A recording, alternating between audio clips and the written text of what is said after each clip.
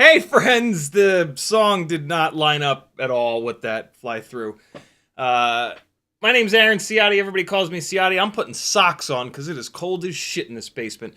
Can somebody turn the goddamn... Can we continue to just demolish this planet so that it's a little bit warmer out? Is that a thing? Oh, it doesn't work like that? Oh, it makes the winters colder and the summers hotter? Oh. Why didn't anybody tell us? These goddamn scientists, what are they doing? They should have told us, like, a whole bunch of years ago. Oh, they did? Oh. Well, why didn't we listen? How dumb are we? Welcome to Monday Night Raw. That was a... I don't like doing real estate stuff, but boy, has it been slow this year. And when it gets slow, you take any gig that you can. That was actually a while ago. That was flown with a Cinesplore. I don't know which one, probably the digital one. But yeah, full weight Cinesplore. It was fun. It was fun because the owner of the house was a super cool dude. And flying is fun, and it's also outrageously challenging to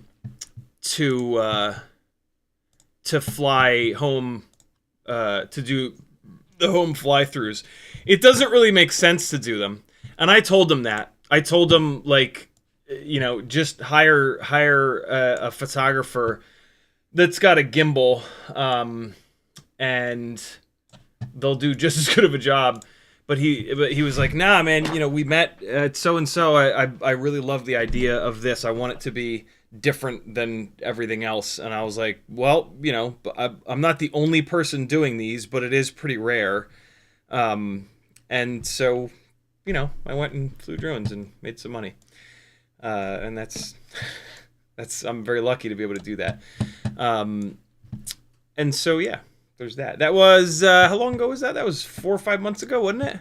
That was back in, oh God, that was, June. That was back in June. In the chat, Curtis Hayes was first. Zoe 101 Dog with a Blog was next. Every Day with Bruno, Skyotic, Frank Nicholas. Hold on, I'll get it. Vichistlin.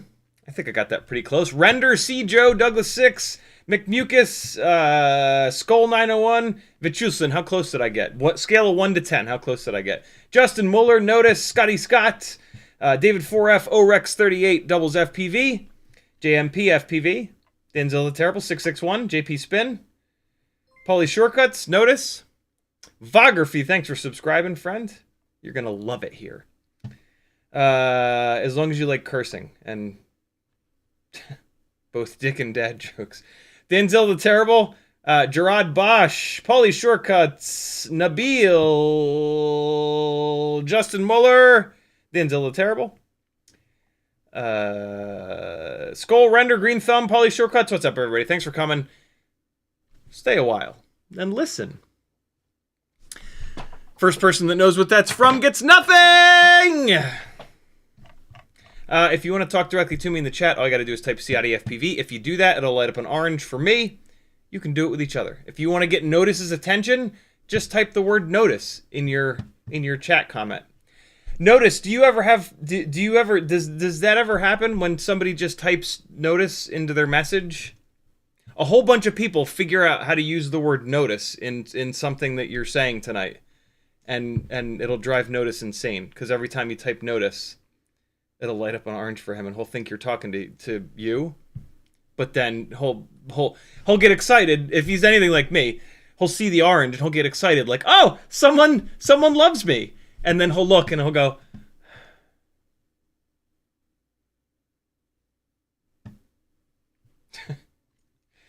somebody said Herodric Cube. There it is, Fiona. Fiona says, oh, a Herodric Cube. The Herodric hamburger. It's a Diablo quote. Only nerds are allowed here. Only true, unbelievable nerds. Speaking of Notice, he's the first one to tag me. He said, evening, gangly man. I'm working on an HD0 75mm RCinpower 1002, 22,000 kV. Aren't in stock. Should I go 18,000 or wait? Maybe consider 1102. It depends if you're doing 1S or 2S. If you're doing 2S, 18,000 kV is perfect. You actually don't want 22,000 kV. If you're doing 1S, what the fuck? Why? Don't do that. Go 2S. Seriously, though.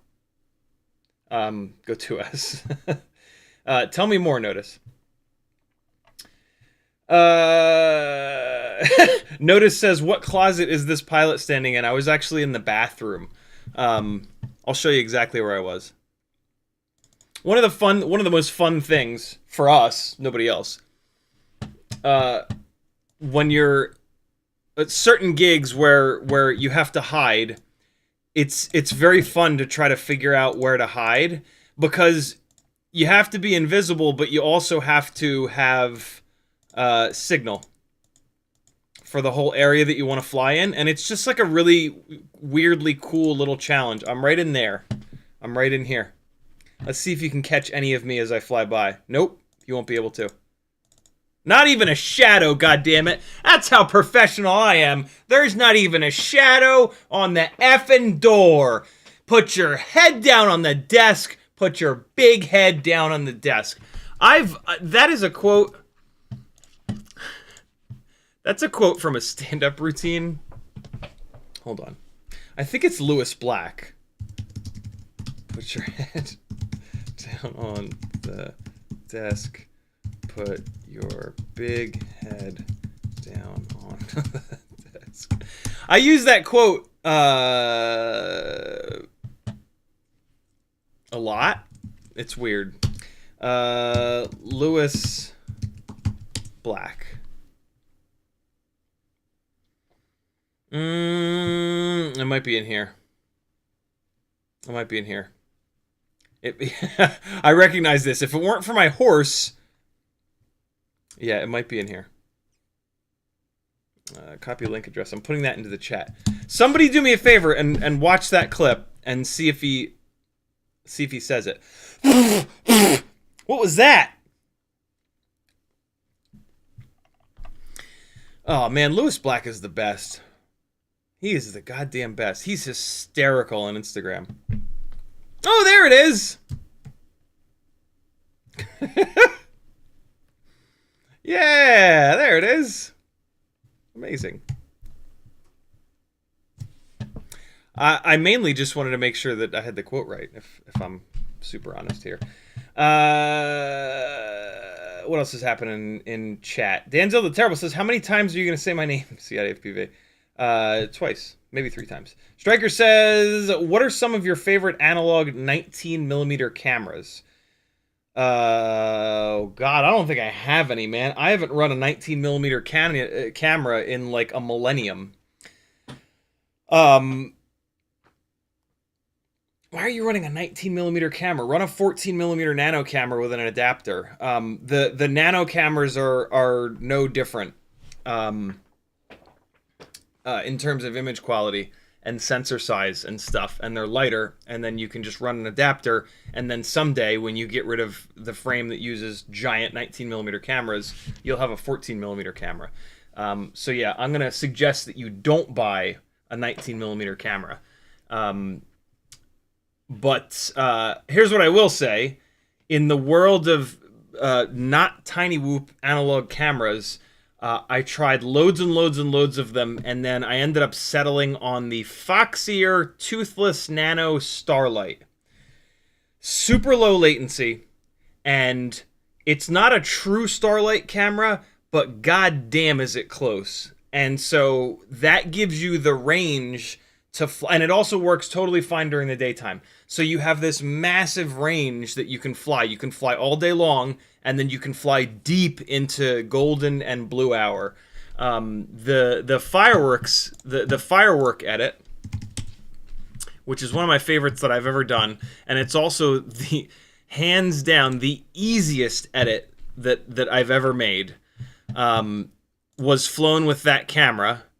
And I guess in the edit, I don't really I don't really show myself coming back to where I was flying from, but yeah. Oh, come on now. There it is. Yeah, this edit I was able to pretty easily. There's a link in chat. Pretty easily navigate home. And it was dark. It was like fireworks dark. Yeah, I don't really show coming home in the edit. But yeah, it was, you know, when they do fireworks displays, it's dark, right? And I was able to fly home using like street lamps and shit. I did not land like right in front of myself. I spotted a cul-de-sac that was right next to where we were. And I just threw it onto somebody's lawn there. But, like, yeah, I was able to fly at nighttime, full-blown nighttime. A proper, like, black and white, you know, no infrared filter night camera, like a full-tilt night camera, will be better than the Starlight. But at that point, like, it won't work in the daytime. And this whole, like, oh, I'll have a Starlight camera that I can swap into my rig. You ain't swapping shit in, bro. You're leaving that thing alone and just flying it. Swapping cameras back and forth is no. That's outrageous. You're just not gonna do it. Like, it's exactly annoying enough that you won't actually do it. I have had the DJI Polar camera sitting on a shelf that I would swap in when I had a gig that was going to be late into the afternoon, and I just never did. The main reason that I never did it, though, to be honest, is that if you're flying that deep into the dark, no HD camera is going to collect a single pixel of light. And so, yeah, and like, I almost exclusively fly for money at this point when I'm flying outside. And so, yeah, but swapping out cameras is annoying, and you just won't do it. Maybe you will. You won't. I mean, you might. You won't, though. But you might. Fiona's... Oh, got it. Roger Camber. Most One says, I'm switching my Acrobee 75 BLV5 to props out. Do I need to PID tune as well? Nope, and you shouldn't switch it to props out. You will get worse performance when you're dropping elevation. Props out is only needed on tiny whoops if you have a powertrain that is weak and doesn't make enough power that when you are yawing and when you are coordinating your sticks so that you're yawing at the same time that you're rolling in like a really banked turn, the outside motor doesn't have enough power and it drops out. Nowadays, and especially with that BLV5, pretty much all of the tiny whoop powertrains have plenty of power to not have that happen. That's an old school problem from like many years ago, and it's just not an issue anymore. Also, with the other reason to run props out is that you're crashing through scraggle and you want to push that scraggle out of the way. Well, tiny whoops have guards on the ducts, and the guards are going to do that. So if you run props in, you're going to be able to do dives and drop elevation much better, and so do that. Props out is for open propellered rigs only, and even on open propeller rigs, if you want a cleaner dive and or to drop elevation better, props in is the way to go. I'm not totally convinced that even on like a 5-inch rig, they make enough power if they're props out to push scraggle out of the way. I kind of don't buy that. Maybe, but I'm not really. I'm not sure. A more compelling reason to run props out on an open propped rig is that you don't want to fling mud into the camera. If you fly really low to the ground, which I do a lot, and it's like dusty or muddy or there's gravel or something, with props in, you can fling that shit into the camera lens and beat the hell out of the camera lens. Alternatively, though, as soon as you crash and you're upside down and you turtle mode, it's going to spin the motors the opposite direction. So if you're running props out normally, when you turtle mode, which is usually in the dirt, right? You're going to potentially do all that same damage to the camera. Yeah, I don't know. There's pluses and minuses to each. I still run all of my open propped rigs props out because 5, maybe 6 years ago, when the first couple people started to experiment with props out, I was like, oh, it's the answer. It's going to make me fly better. Everything's going to be better. Around that same time, I was running RunCam Micro Eagle cameras with this giant RC25G lens. I cannot believe I remember the model number of that lens, which gave me like 170 degrees field of view. And I would ruin those lenses fairly often from flying really low to the ground and flinging rocks up into the lens, and the lens would get so chipped up from rocks and stones and shit that eventually, like, it would just be beaten. When I would turn towards the sun, it would just look like ass. And so, yeah, that was another reason that I thought props out would be God's gift to FPV. But yeah, I'll put it this way: the Betaflight devs originally chose props in. Back then, and that was the default. Back then, we had powertrains that didn't have a lot of power, which is kind of interesting to me.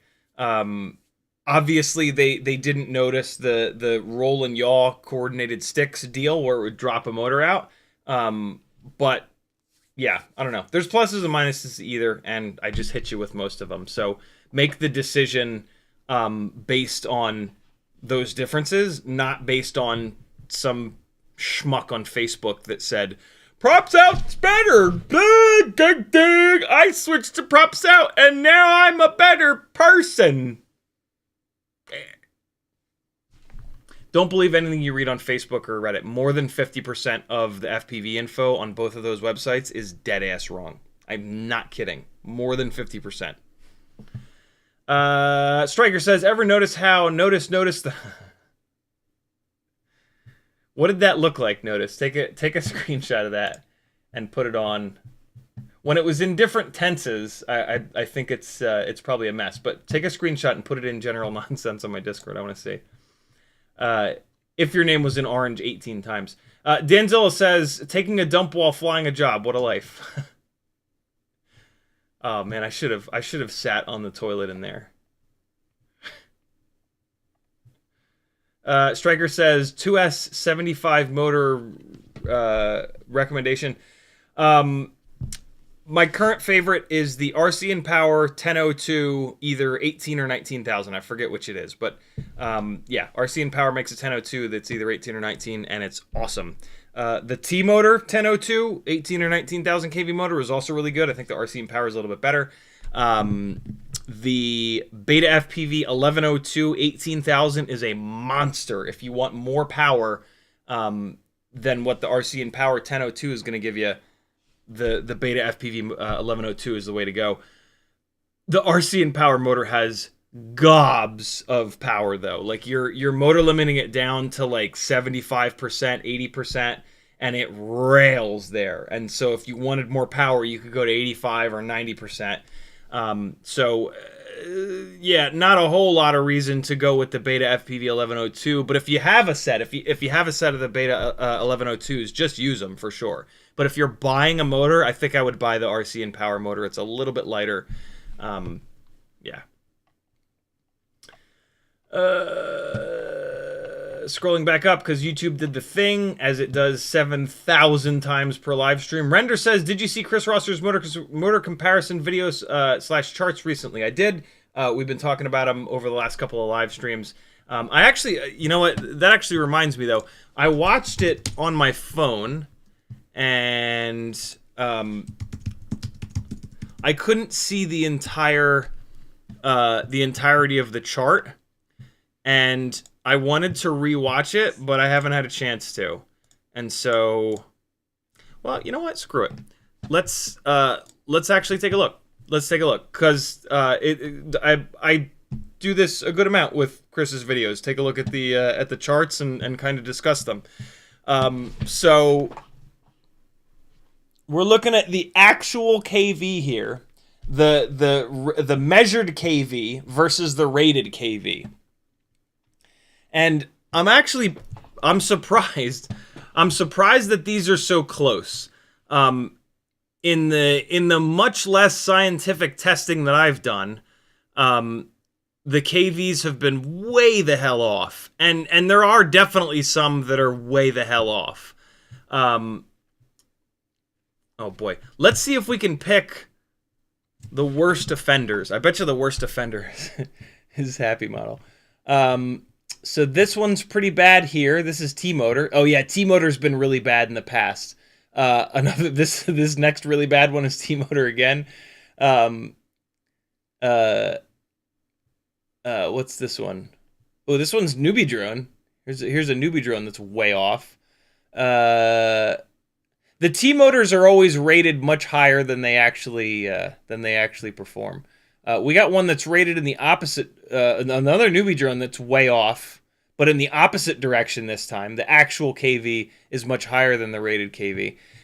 All the way up on the top, we've got the Weebleed 40,000 KV. That one's way off.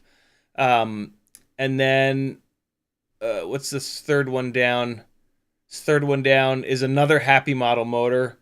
What is it? Oh, the 36,000 KV. So that's kind of interesting. I didn't notice that when I watched it before.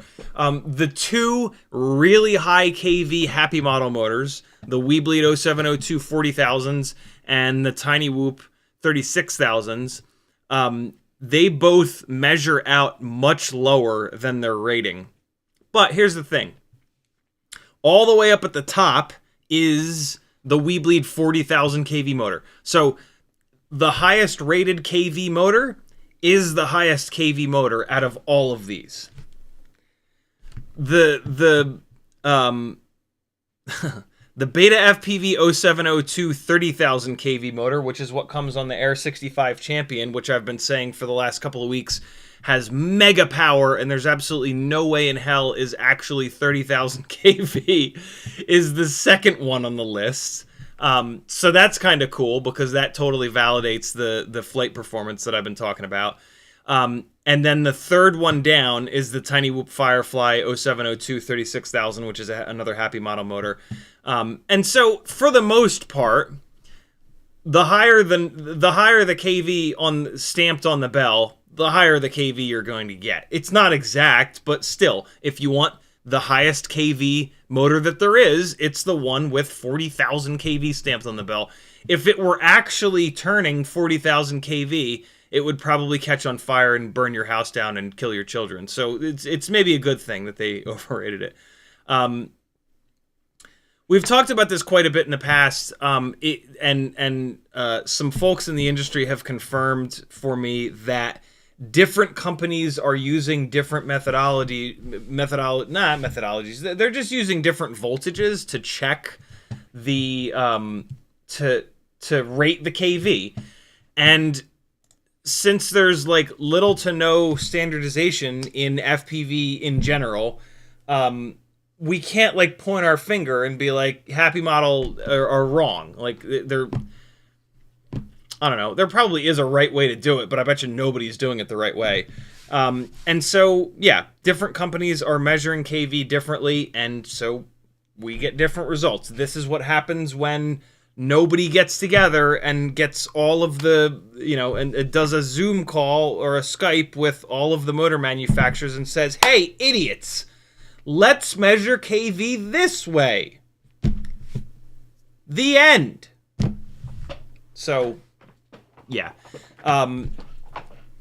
Within the happy model motors, the higher the KV number stamped on the bell, the higher the more RPM the motor is going to turn. Within the BetaFPV motors, I'm looking, hold on. I'm looking to make sure.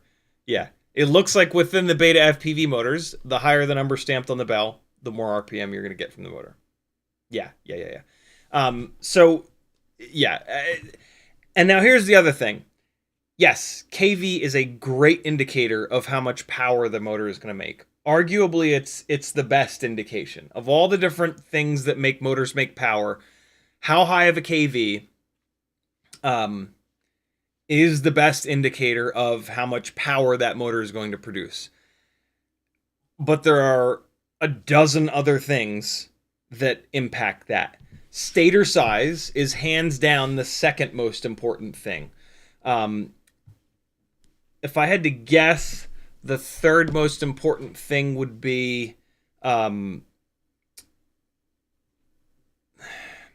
would say the strength of the magnets, but that is a Vietnam that we can't really get into because, like, apparently everybody lies about the magnets that they're putting into these motors. Anytime you see, N52 magnets, it's bullshit. N48 magnets, it's bullshit. It's nonsense. So I think realistically, the thickness of the magnets might be the next most important thing, and we don't ever get any specs on that. Air gap would probably be the third or fourth most important thing. Never any specs on that. Thickness of the laminations in the stator poles, super important. Never get any specs on that, right? So there's a million things that affect it, but KV is the most important. And it is admittedly super annoying that between one brand and another, the KV is all over the place. But each motor brand does all of those other things different. So even if all of the KVs were perfect and everybody got together and they got some standardization going, this would still happen. Once we put a propeller on it, this chart would look awesome. But who gives a shit what this chart says, right? Like, it doesn't matter the actual RPM that the motor turns. All that matters is how much power it produces and the efficiency, and that's what we're going to look at next. But let me just take one more quick look. RCinpower. So I'm just going to go top down because I only really care about the more powerful motors. Happy Model 0702 40,000s, BetaFPV 0702 30,000s, Tiny Whoop Firefly, another Happy Model motor 0702 36,000, RCinpower 0702 29,000s. I have a set of these coming. I ordered them as soon as I got done watching this video, actually, because you'll see in the next couple of charts they are the most powerful motors. Weebleed Screamers, which are actually only 32,500 kV, and then the Moon Travelers just below them, which are 32,000 kV. RCinpower 0703 27,000. That's too heavy of a motor for a 65 mil rig, though. VCI Spark 0702 29,000. I have tested them on live streams here. They performed really decent. And then we've got the set of Tiny Happy Model 802 30. Oh, the 802 33,000s. That's cool. Then we've got a couple of newbie drone motors 0702 29,000s. I've run those here. They make big power. 0802 27,000s. They're too heavy. You don't want them. RCinpower 802s, again, too heavier for a 65 millimeter rig. Newbie drone 0802s, who cares? Tiny Whoop Bottle Rocket 802s, who cares? Not 65 mil motors. Tiny Whoop Red Rocket 0603 26,000s, cranking some serious KV. Cranking out more KV than they're rated, actually. That's pretty cool. Again, a little bit too heavy of a motor, though. And now we're down into the world where none of these motors really make enough power to warrant being run. You might as well run these more powerful, higher KV motors and then motor limit them down if you want, if you don't want all that power. So super interesting stuff there. What do we got here? This is response time testing, and the higher the better. But the problem is, that why the hell did it automatically choose? Are you fucking kidding me? Why is Chris only uploading in 1080? Why is he not uploading in 4K? What in the world? The problem with these charts that Chris does is I can't make hide nor hair of all these different colors. There's too many colors on here. I can't tell which orange this is, right? So I can't get any meaningful data from this, unfortunately. These types of charts are the only ones that Chris puts up that I can actually get any of the info out of. But that's okay. Motor weight, we all know what the motors weigh. The bigger the stator, the heavier the motor. So all the way off on the left are all the 702s. Yeah, the newbie drone Hummingbird race 702s with the crazy single strand wire are the lightest, but I don't know, that's kind of outrageous. Most of these other 0702s are roughly the same weight. Yeah, I really think it doesn't. I don't think you should buy an 0702 motor based on it being a little bit lighter or a little bit heavier, because the difference in weight is so small that it's kind of negligible. What else do we have here? Here we go. So now we got some thrust testing. Thrust! This is on the old school HQ ultralight tri-blades, which is awesome. That is a 1.2 by 1.1 by 3 propeller. One of the best propellers available right now. So this is great. I'm so glad that he used a good propeller for this thrust testing. All the way up on the top, we've got an 0703 and an 0802. Those motors are too heavy for a 65 millimeter rig. The slight amount of extra thrust will not make up for how much heavier the quad is going to be. So ignore those. Up on the top of the 0702s is the RCinpower 29,000 kV by quite a bit. This outperformed all of the other 0702s. The problem with this motor, apparently, though, is that it just eats the shit out of the batteries. So I'll let you know. As long as I can get more than 2.5 minutes of runtime on a 300 mAh battery, I'll be okay with them. But if I can't get 2.5 minutes, I will probably end up selling them on the Etsy store. Speaking of, CiottiFPV.com has a million ways that you can support me. Join my Patreon. click the thumbs up button here, click the subscribe, click the bell, do all that nonsense that YouTube seems to like. Fiverr, you can work one-on-one with me, take advantage of over 8 years of knowledge, actual good knowledge, not the trash you'll find on Facebook and Reddit. There's an Etsy store with all kinds of fun stuff that you can buy.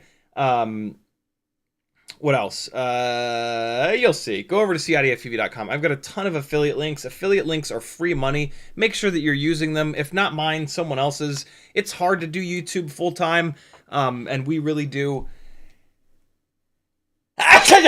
rely on the affiliate stuff. So change your bookmarks over to someone's affiliate links. If you don't use bookmarks, change your browser's automatic suggestions when you start typing in a URL to someone's affiliate links. Just delete your current suggestions and hit someone's affiliate link a few times in a row, and then your browser will think that when you type AMA for Amazon, you actually want to go to somebody's affiliate link.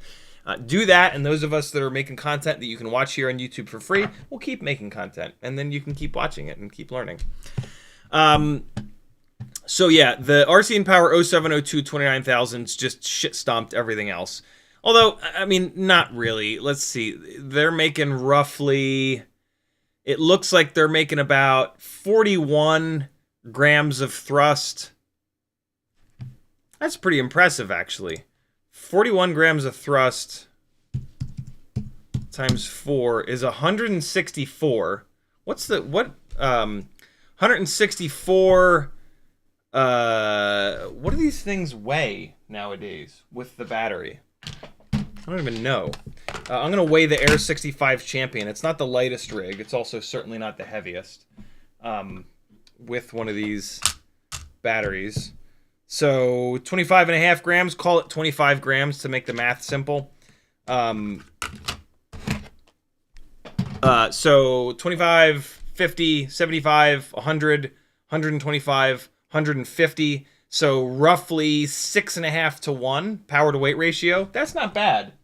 I actually would have thought that it would be a little bit higher than that. But yeah, 6.5 to 1. Interesting. Where the hell did that window go? What? Where is it? Bueller? Got it. I found it. All right, so that's the RCinpower 0702 29000. 802, 802, 703, 802. The next 702 down is the RCinpower 0702 27000 kV. And if I go up here, it looks like that motor is making about 38 grams of thrust. Not a big difference, but you could probably feel that difference. I think a lot of the racers are running this RCinpower 0702 27000. Another 802, another 802. Now we got another 702, and it's the Weebleed 40,000. So the Weebleed 40,000 is about the same. We got a whole bunch of motors in a row here that are about the same, which is kind of not surprising, but a little bit surprising, because I'm pretty sure that I can feel the difference between the Happy Model 0702 40,000s and oh, this is a whole bunch of 802s next here. New Drone Hummingbird. Where's the next Happy Model motor? New Drone Hummingbird, Bottle Rocket 802. There's the Moon Traveler.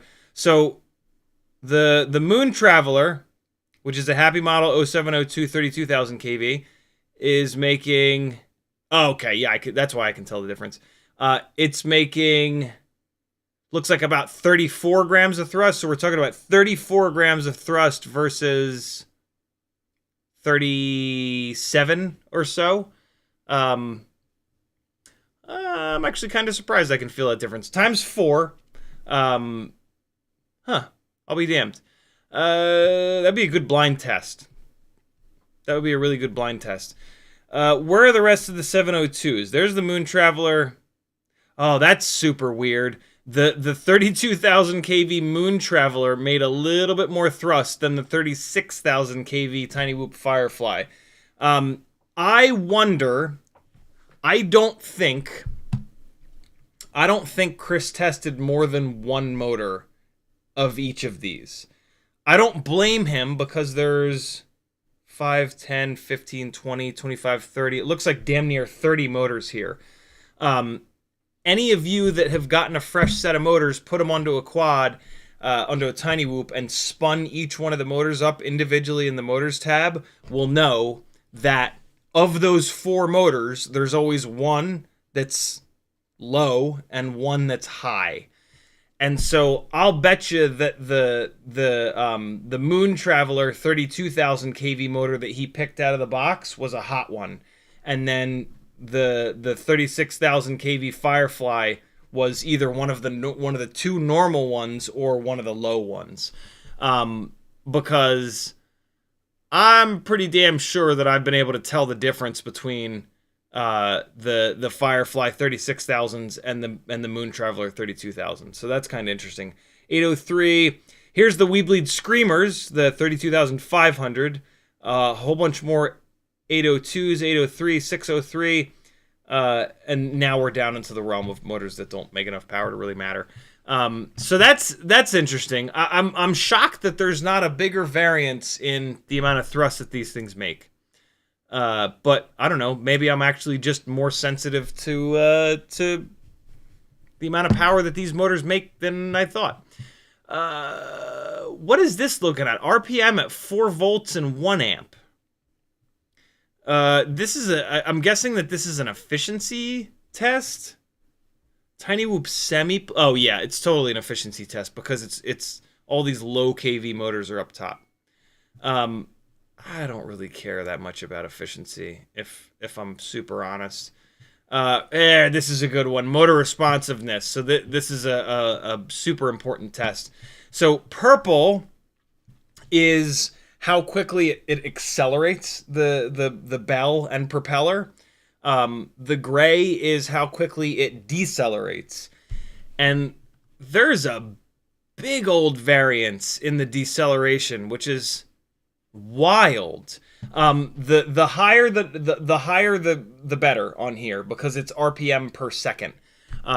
So like for example, let's look at the worst performing deceleration motors and see if we can find what the hell's going on there. So this one's really bad here. It's a T-Motor 802 25,000. Is it the heavy bells that are the worst because they're heavy? No, because this is an 0702 here that's not doing all that well. But here's another 702 that's not doing all that well. Happy Model 28,000. So that's weird. And then the low kV motors are all down at the bottom. Huh. I wonder what it is that makes a motor not decelerate all that well. What's this one here? T-Motor 803 22,000. Huh, super strange. All right, the motors that are doing well, RCinpower, both RCinpower 703s did really, really well, but again, that motor's a little too heavy. And then here's the RCinpower 702s, just kicking ass again. Where are the rest of the 702s? Here's the newbie during Hummingbird RS. Here's the 40,000 kV Happy Model motor here. Damn, man, those RCinpower 702s are something else. Okay. Moon Traveler's right next to it. Very similar. Very, very similar results between a lot of these high kV motors, which is kind of good to see. And then this is Chris just picking out a bunch of his favorites. His favorite motors are almost all my favorite motors. The Moon Travelers, the BetaFPV 0702 30,000s that come on the Champion Edition. Yeah. The RCinpowers that I have coming. So that was cool to see. If you haven't watched this, watch it. He did a really good job, and he finally tested a whole bunch of like the current really good motors that everybody is running. Maybe don't spend your time watching his previous Tiny Whoop motor tests because almost all of the motors that he tested are really old and or really low kV. And like nobody's really running those anymore. So yeah, this is the one to watch. 40 plus tiny whoop motors. There you go. Thank you, Chris. I love you, dude. Thank you for testing the current motors. And thank you to everybody that mailed Chris motors. Shout out to Kevin Sumner. Kevin was so upset with the previous motor tests that he mailed Chris a whole bunch of motors to test. So did Jesse from Tiny Whoop. So did Zotek from Weebleed. But those guys sell the motors, right? Kevin bought motors just to send to Chris Rosser. And I was really hoping that Chris would give him a shout out in the video, but unfortunately he didn't. But it is what it is. Maybe he did in the description. I didn't read the description. So yeah, there you go. I didn't dive into that like I just did, and I've kind of been meaning to. So thanks for reminding me of that render, because I've been wanting to dive into it and might as well do it, and with all you guys hanging out. Justin Muller says props in / props out is a great discussion. It is, and it frustrates me to no end that there is no discussion anywhere other than right here.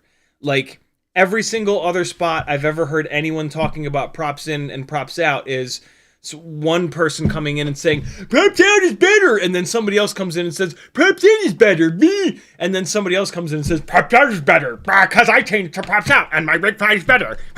Like, no information, nothing, just like, this is better, do this is better, do this, no, this is better, do that. Like, nobody ever has any information on either one, and it's just maddening. Joshua is the only other person that has ever given any actual information on why props in versus props out, or the other way around, is better. And so, yeah, for the love of God, if you see someone asking about props in, props out, give some actual info so that maybe people will learn a thing and stop just mindlessly saying that props out is better or props in is better, because there are very specific things about one or the other that are pluses and minuses. And there is not a one-size-fits-all thing, other than, like, Cinewhoops. Cinewhoops, props in is night and day better. Like, it is shocking how much better fully ducted, fat-ass, underpowered Cinewhoops fly props in. Everything else is yeah, you're going to decide, what do you want? Better dives or better turning, whatever. We already talked about it. ThrashFPV says, with shooting fireworks, was it hard to tell what was up or down since it's so dark with everything else? With the Starlight camera, no. Because the Starlight camera is sensitive enough, the Foxeer Toothless Nano Starlight, where on the horizon, you can see the light pollution. And so there was always a line for the horizon, and then below the horizon, there are street lights and there are other things. And also the fireworks are traveling, they're always spiraling upwards. So if I was ever even remotely confused, I could catch the horizon line and or any, street lights on the ground, even out in the distance, and or the fireworks traveling upwards. The fireworks never spiral up and then fall down and then blow up. They always spiral up and then blow up at the peak. And so it was shockingly easy to fly that. Flying fireworks is the hardest part is the anxiety of it. Getting hit by one of the damn things, right? Because one of those little burning bastards lodges on the inside of the quad and just roasts the shit out of a wire and you're done. And how the hell am I going to get home? Like, you're not going to set up right next to a fireworks display. You're going to be a half a mile away. And so navigating home is constantly on your mind, because when you're inside there, you're just flipping and flopping all over the goddamn place. And you immediately lose your sense of north, south, east, west. And so you have to find, in this case, what I did was, what I did is have other people in the goggles, and then they helped me navigate, Patrick. And what he did was he realized that it was above a baseball diamond, he realized that home plate to third base was a straight line home. And so I didn't really have to think much about it. It took him a little bit to realize that, because I'm flipping and flopping all over the place, and I was starting to kind of think about like, all right, Patrick hasn't totally locked this down yet. I might need to start like looking down a little bit to try to start to figure this out.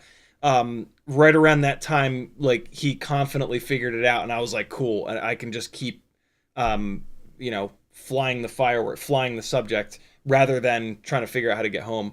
And that was amazing. But if he weren't in the goggles, it's just a matter of, on your way out, keep looking down to and or back to find those landmarks on the way out. Where I was flying from, luckily there was a big long line of trees, and then there was a big gap, and then there was the baseball stadium.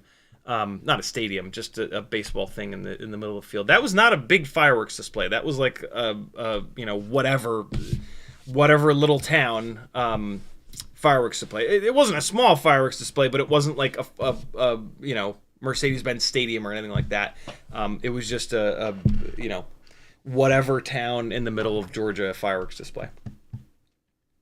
That was one of the most fun things, maybe the most fun thing I've ever flown. Because of the three-dimensionality.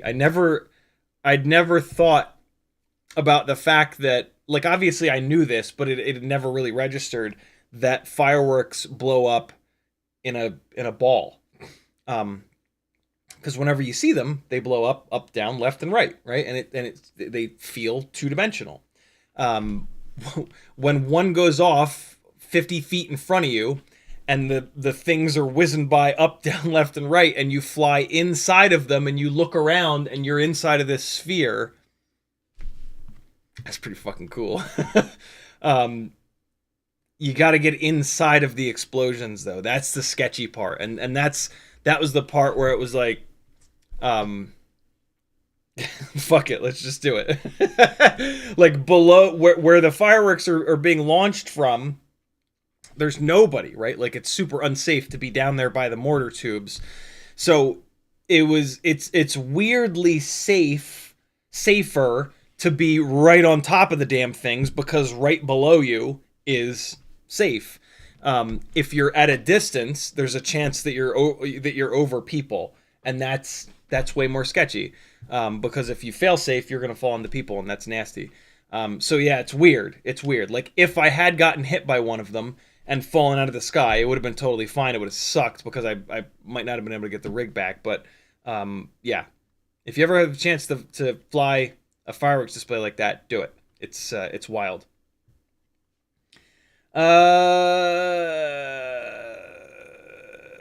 Demo FPV says, with Rotor Riot only selling the Vision 40 on 1S, is it possible to switch it to 2S? If so, how? Maybe. It depends on what AIO it comes with. Let's see. It comes with T-Motor F411 1S flight controller, so no. You would have to swap the flight controller out, and don't do that. That's silly. You're also not going to be able to use these motors, so yeah, that is a total no-go. Do not buy this and try to put it on the 2S. You will spend an entire extra quad's worth of money doing that, at which point, just build one from scratch. It's a simple build. Demo FPV, no, we got that. Mudderton says, racers run props out because it's better if you clip a gate. Open prop racers, yes. Tiny whoop racers, it doesn't make a difference, because there's a guard around the propeller. You could maybe make the argument that you could make the stick coordinate. I didn't really explain it. When you yaw, let's say to the left, and when you roll to the left, let's start with roll. When you roll to the left, the right motors fire up and do more work. When you yaw to the left, the right rear motor fires up. The right rear and the left front, but we're really worried about the right rear. And so when you're nose down and when you pitch forward and you're nose down, the rear motors are doing more work. So when you are props, that's when you're props in. So when you're props in, when you're flying fast, the right rear motor is doing a lot of work. When you roll left, the right rear motor is doing a lot of work. When you yaw left, the right rear motor is doing a lot of work. And on the old powertrains, there would not be enough power from that right rear motor, motor 1, and you could potentially have it drop.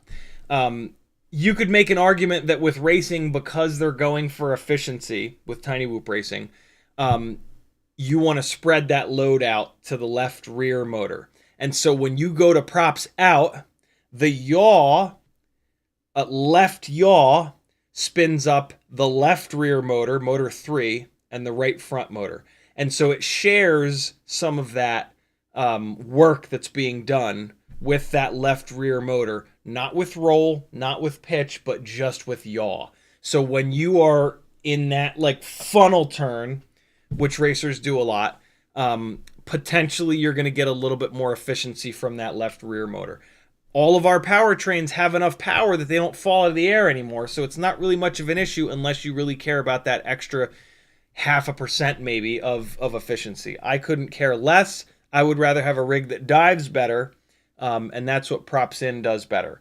And so for freestyle, as far as I'm concerned, it's a no-brainer. It's props in.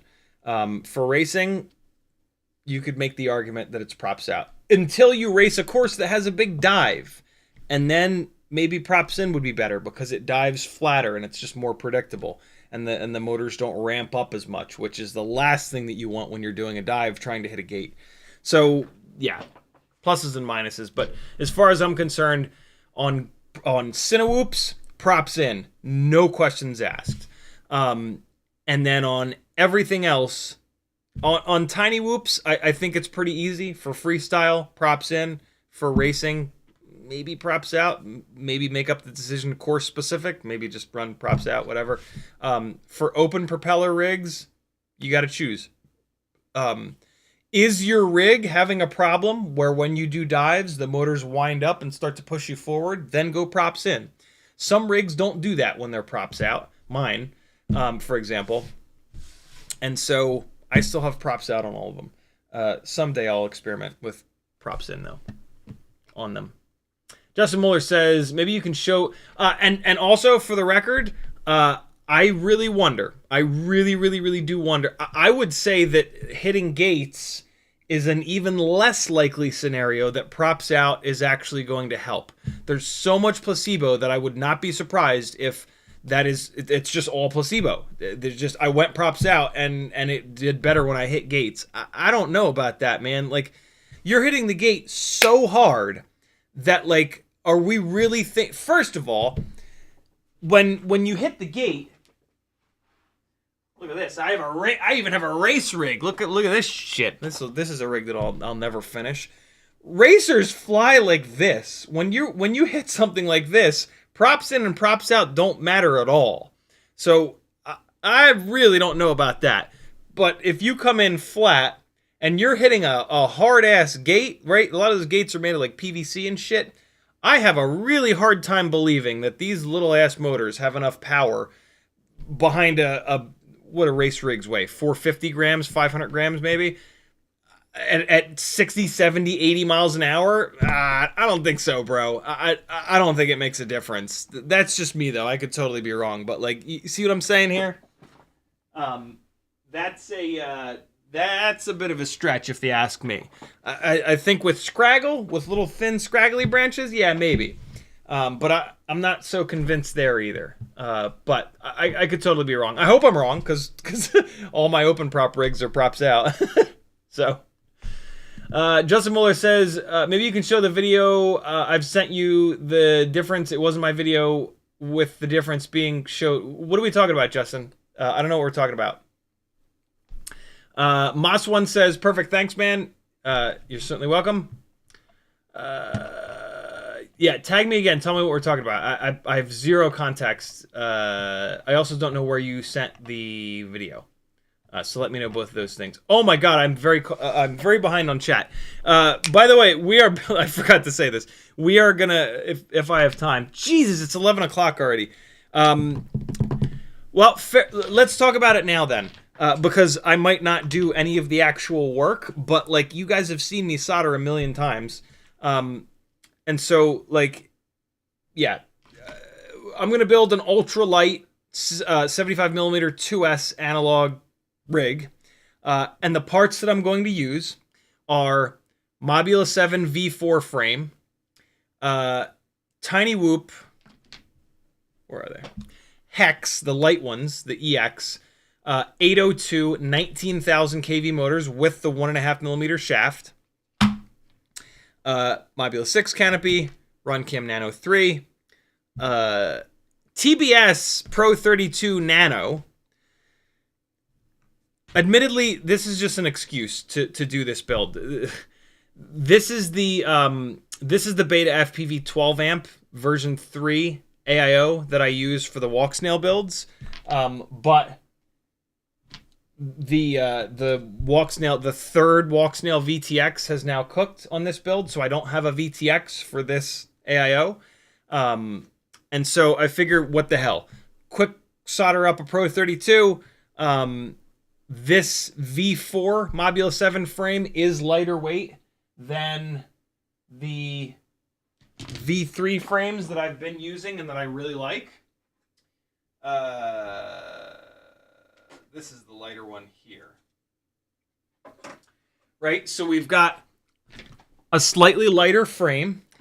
This AIO probably weighs exactly the same as the X12. I'm going to be maybe adding a little bit extra weight with this Pro 32. But, oh, come on, Canon, you motherfucker. Hold on.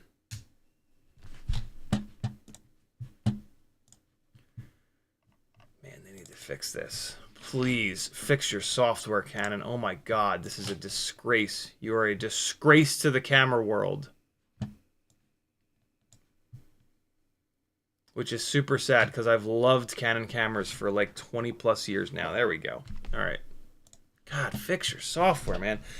So we're using a slightly lighter frame. We're using lighter motors, 802s versus 1002s or 803s. That's where the lightweightness ends. Let's actually see how much lighter it's going to be.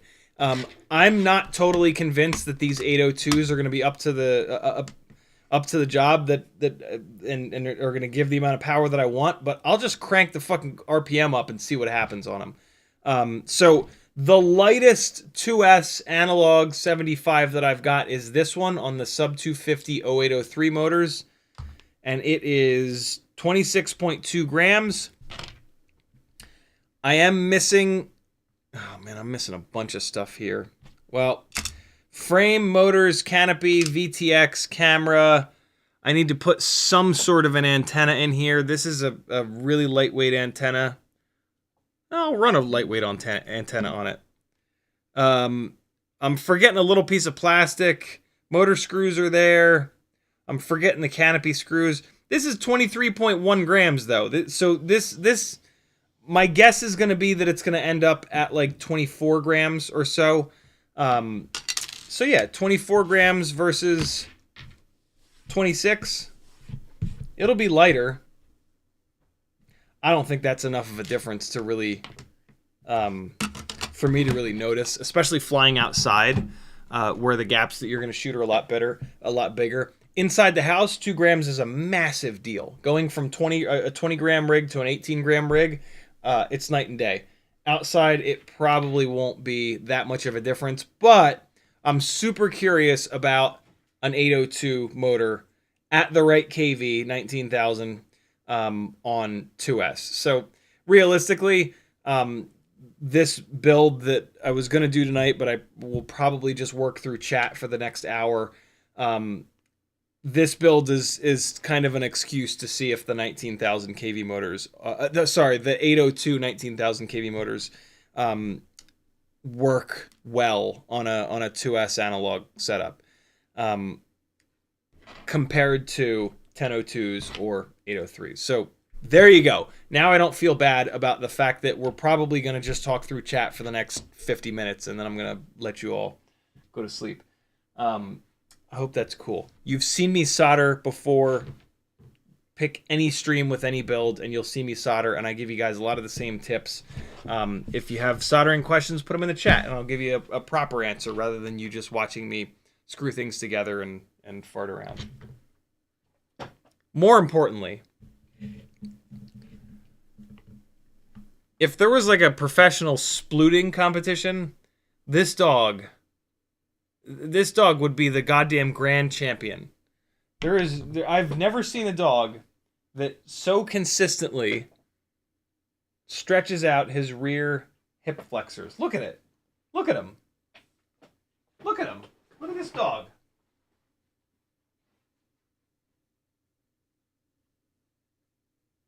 He's getting all scraggly again. I love it. Oh, I love when he's just an absolute mess. There he is.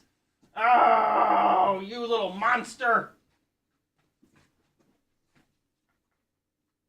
You little devil, you. This is what we do, man. This is my life. And for the record, I'm very careful to not like pull outwards on his rear legs. I know you don't want to do that.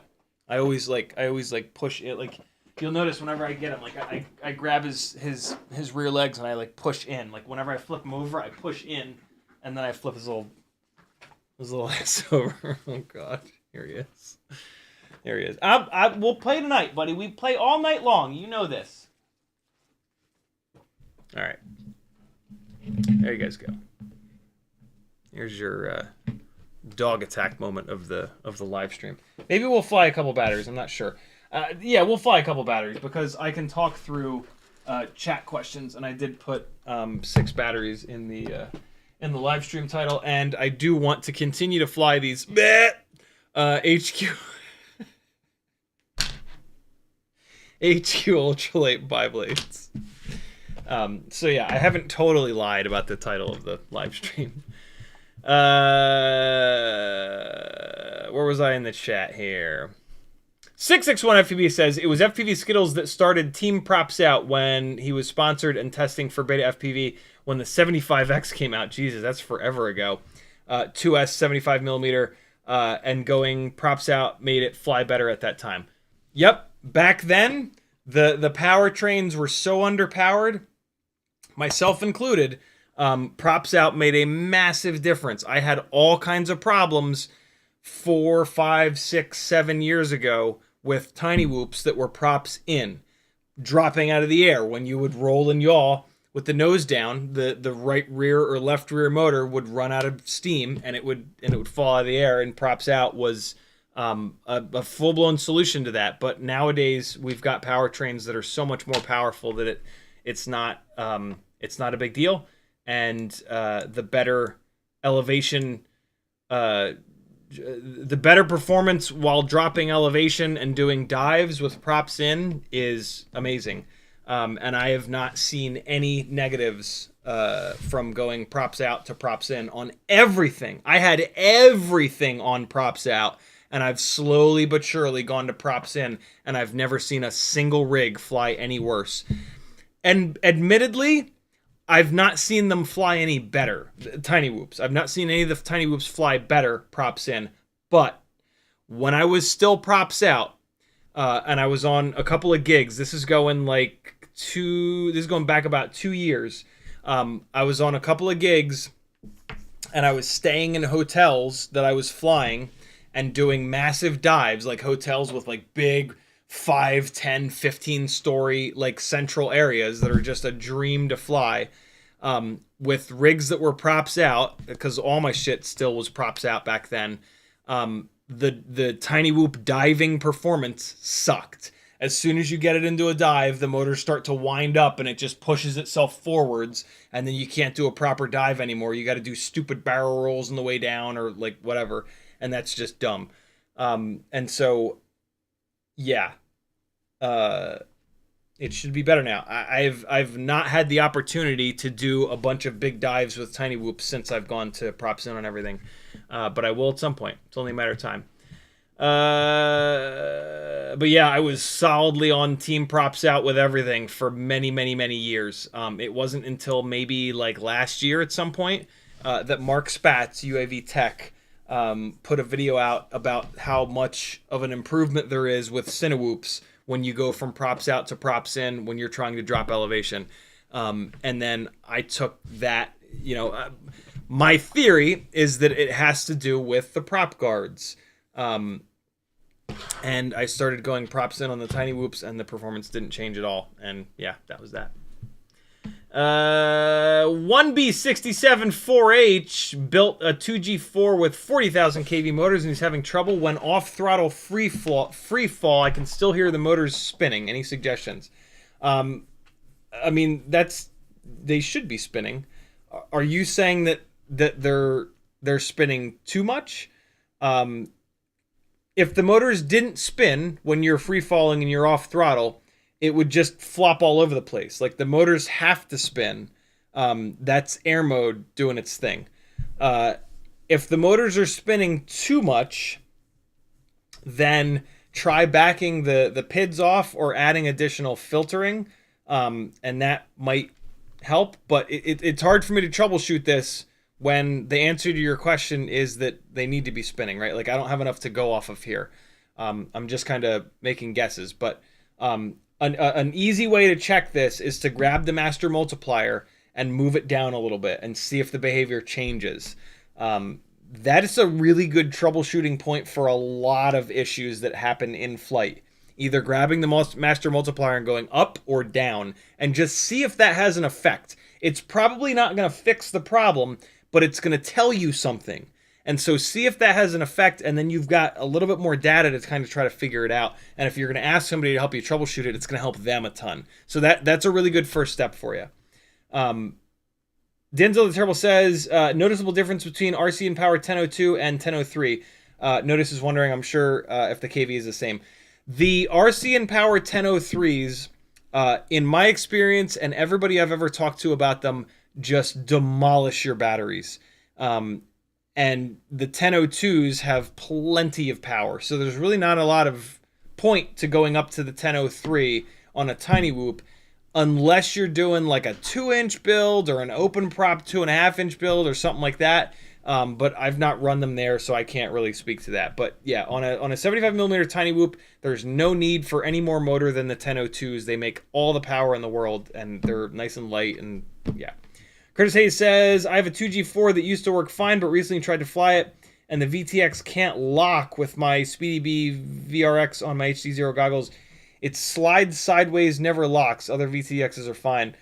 I mean, if other VTXs are fine, that AIO is just blown up. And unless you screwed around with the VTX table and screwed that up, I mean, you might as well try to put the VTX to find the VTX table and put it on there. But it certainly sounds like that AIO is shot. Tiny Whoop AIO, even though the 2G4 is the most reliable Tiny Whoop AIO that I think we've ever found, it's still a Tiny Whoop AIO and garbage, because they all are. So, yeah, it sounds like that AIO is shot. But, yeah, you might as well reinstall Betaflight and or grab the VTX table and dump it into the CLI and see if that helps. But, yeah, it sounds like that. VTX and AIO has died of death. Demo FPV says, have you seen the Nimble 65 from Sub 250? Any interest in it? Will you get one? I can't really afford to buy any of these ready-to-flies, and none of these companies send them to me. So will I get one? Almost certainly not. Any interest in it? You never know. See if I can find it. There it is. Oh, God, what the hell is the deal with this canopy? So the canopy looks unbelievably heavy, which is an immediate turnoff.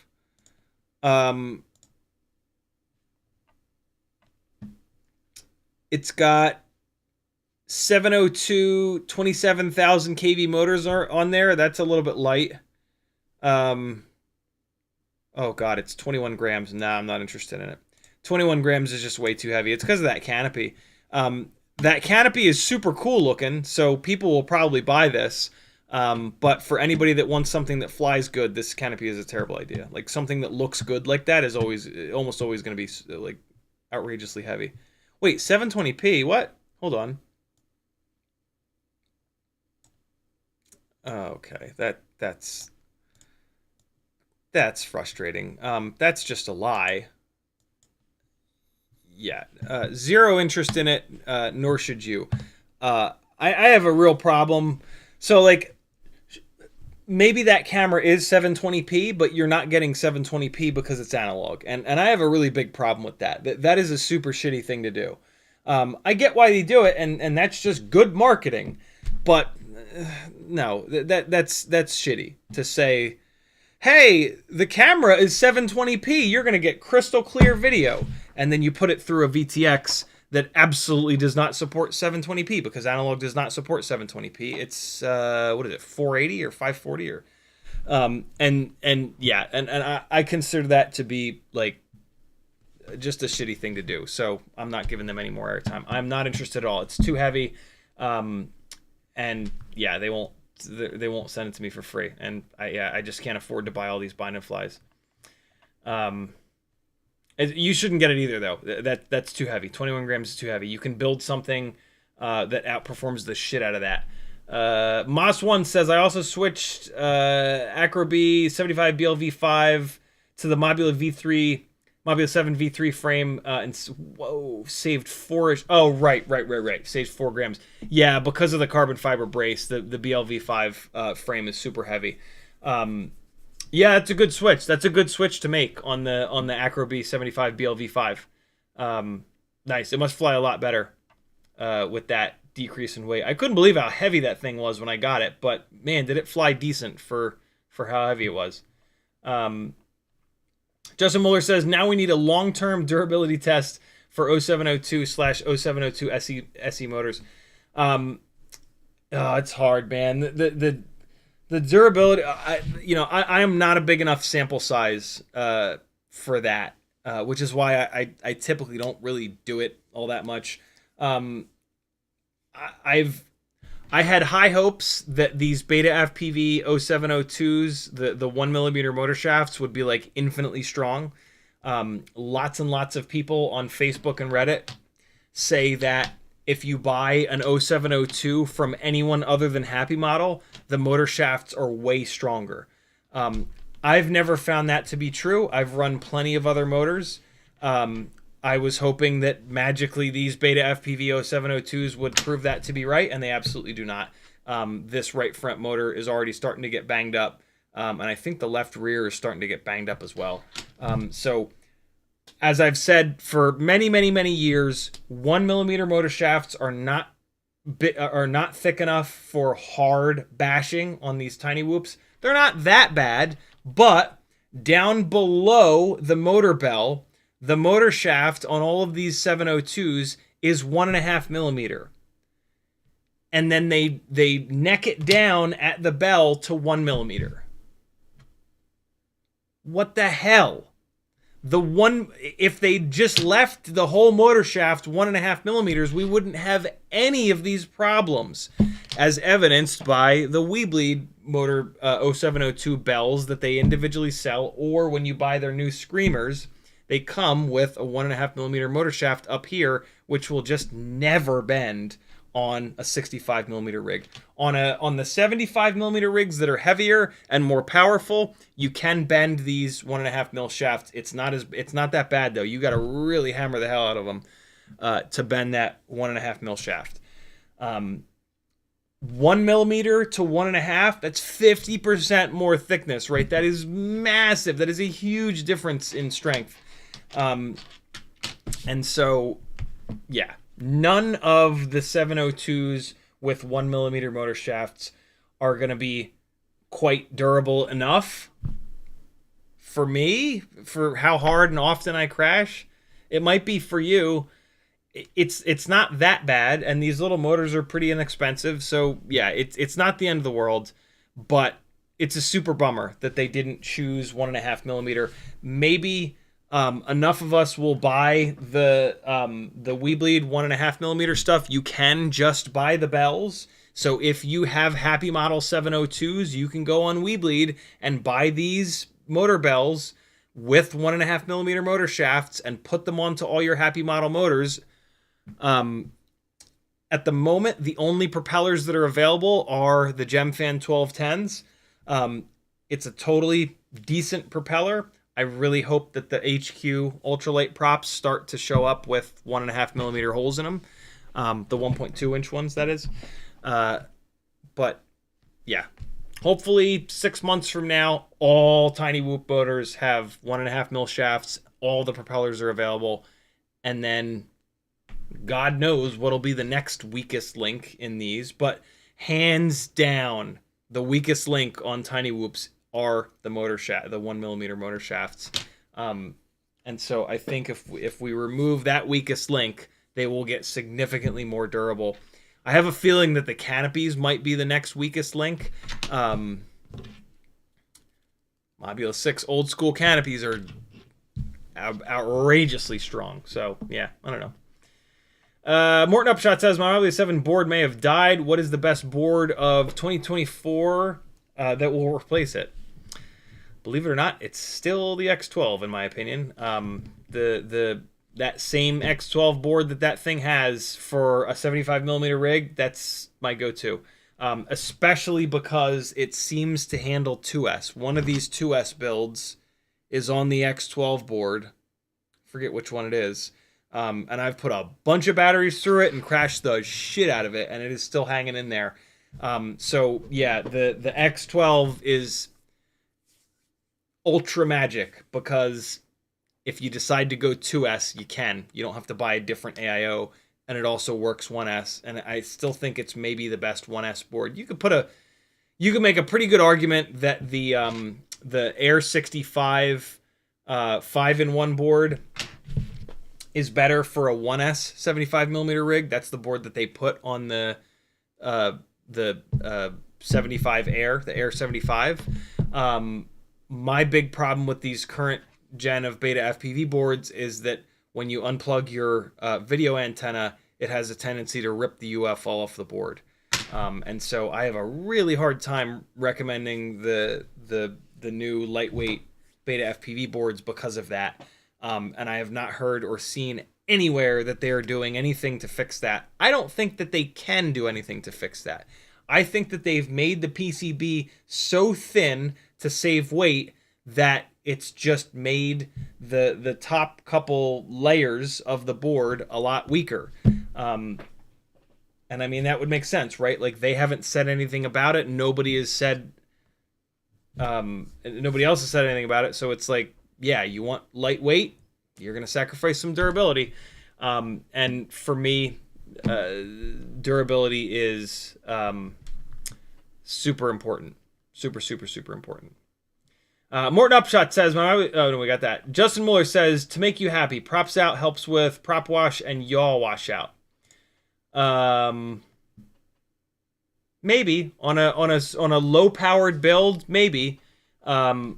I don't have any low powered builds anymore, and you shouldn't either. There's no reason to have these low powered builds anymore. It's just silly. You're just leaving a lot of performance on the table. Holy shit! Justin Muller tagged me 7,000 times in a row. All right, here we go. We're reading an essay. Justin Muller says, with props in, if you're making a... Oh, so this is... It looks like he's just going over everything that I already went over. He probably... 1051, maybe that's before I went through all of this. Yeah,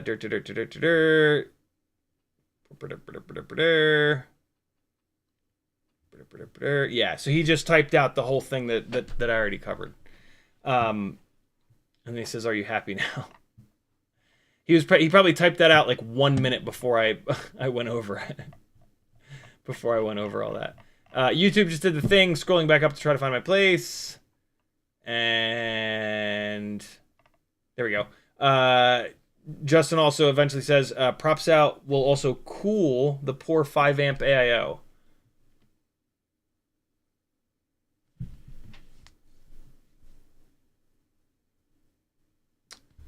Out and out. In and in. Maybe. I mean, any like props out is gonna pull more air in on the sides like this, but props in is gonna pull more air in the front and the rear. So I would think that it's 6 in one, half a dozen in the other. The FETs are out here though. Yeah, okay, maybe. Maybe. The FETs do sit out here, so pulling more air in the sides could potentially keep the FETs a little bit cooler. Yeah, maybe. Mine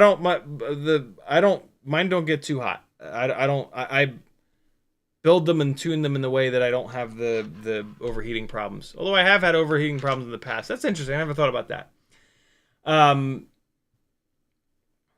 Video title was Beta 75X procs out for the win. Yep, I remember that video from years and years and years and years ago.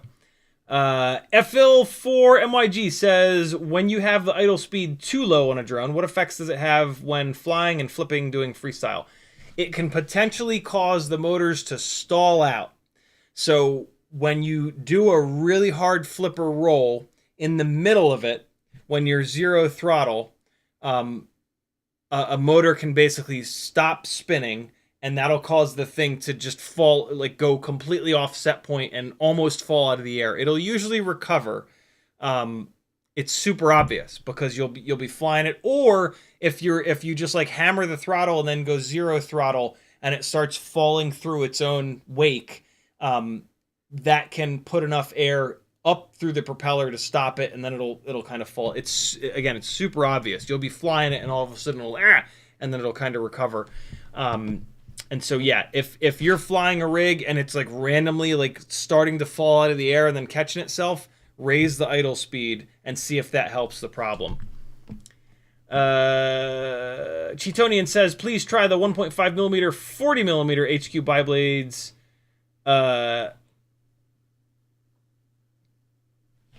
Do I have those? Wait, are those new? I thought they only had 45s. Hold on.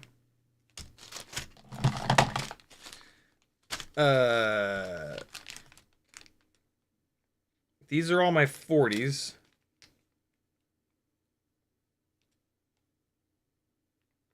Yeah, these are all 1mm. Are those new? I don't think I have any of those. That's not allowed. It is. I'm personally offended when I don't have every single propeller that exists. Because retail therapy is a thing and props are cheap. I don't have any of those. I don't think I knew that they were making those. I've been wanting those forever. I'm absolutely thrilled to seemingly be hearing right now that they're making those. Who has them? Tiny Whoop? Weebleed? See if I can find them. If I can find them, I'll order them. I would love to. I love the 1mm HQ ultralight 40s. Don't do it again, Canon. Don't you do it again. That's not how you spell tiny. Let's try 40mm. I just type in 400mm. I did indeed.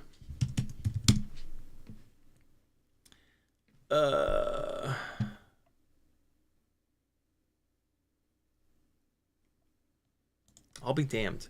Oh no, it's 3-blade. V1 and V2. What? I don't think I knew that those existed either. Not that I would run them, but where are they? Holy hell, there they are. How did I not know that this exists? What world am I living in? It doesn't even look like they're new. What? All right, I'm leaving this tab opened. I just did a tiny whoop order too. I'll find a reason to do another tiny whoop order to get some. Yeah, 1.6. Hell yeah. Love that. Awesome. Wait. Do I have those on a build? Maybe I just got one set? Did I just get one set of them? No, I don't have any. How did I miss that?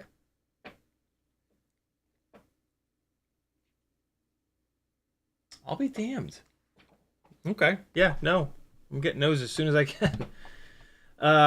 Monkey D. Cluffy says, I kept breaking... Oh, that's one thing that was missing from the weight when I weighed the build I was supposed to do tonight.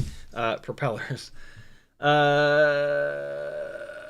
Monkey D. Cluffy's in the house. He says, I kept breaking the plastic posts on the underside of the frame between the battery and the AIO. Any ideas how to prevent it?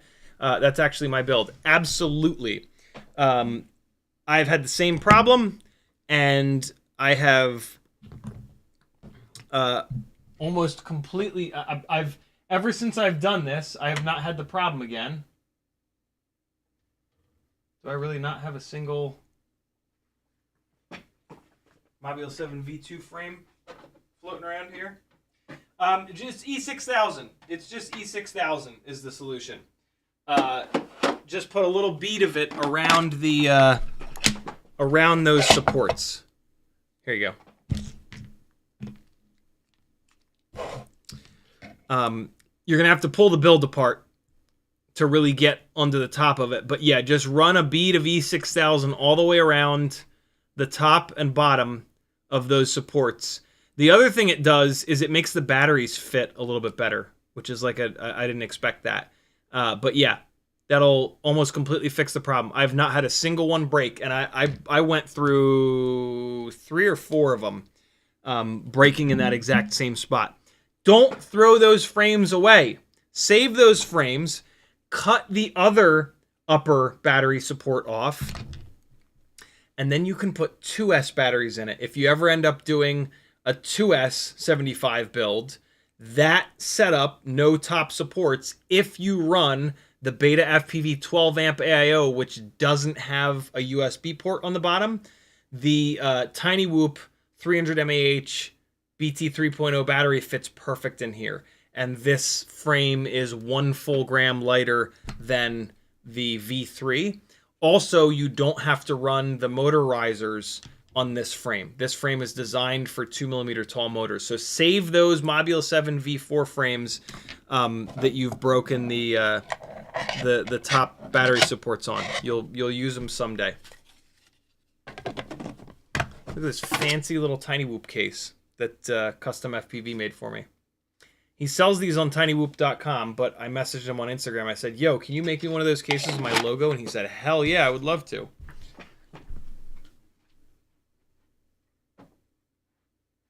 He made me this one too.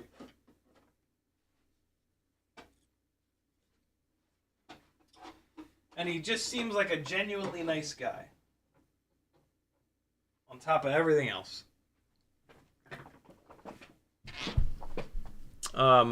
Man, my lips are a fucking mess from the cold. Curtis Hayes says he uses the free software. Do you know if the paid software fixes your software issues? Try before you buy. The paid version of the Canon software, the only thing it opens up is 1080 support, and it already performs so bad at 720 that I'm not really willing to give them any money. Not to mention that, like, that's extortion. I don't know. Yeah, I'm not gonna give him money. If like, on one hand, I would absolutely be willing to pay the money if it would work, but that's pretty shitty. If the regular software, that's pretty shitty. If you have to pay them to get stable software. They have always had that upgrade available, and their software, but their software was always reliable. Their software became completely unreliable when, and it is a little bit of a dick thing for me to totally blame Canon on it, but it is Canon's responsibility. Their software became completely unstable when Mac Sequoia 15.0 came out. But it's your responsibility as one of, if not the biggest camera company on the planet, to make software for all of the people live streaming with your gear to use. And so I'm not going to blame Apple for that. Like, it's your deal. You've designed your cameras and your whatever system to force you to run your goddamn software, right? Like Sony, I think Fuji, you plug the camera in, OBS sees it, all is right with the world. Which also makes your computer run better because you have one less piece of software running, right? And so if you're going to force me to run your dumbass software, you got to make that software work, you jerks. So there you go. And I'm not giving them money. If somebody specifically said that paying for the upgrade, the premium version of the software did make it reliable, I would think about it. But from what I've seen on the internet, it doesn't matter what free version, paid version, it's all super unstable on Sequoia right now. There's loads of people having this problem. JMPFPV says, maybe if you don't swear at the camera every time it lags, it will quit doing it. Nope, I've tried it. Poly Shortcut says, could that 2S75 work as a tiny lifter?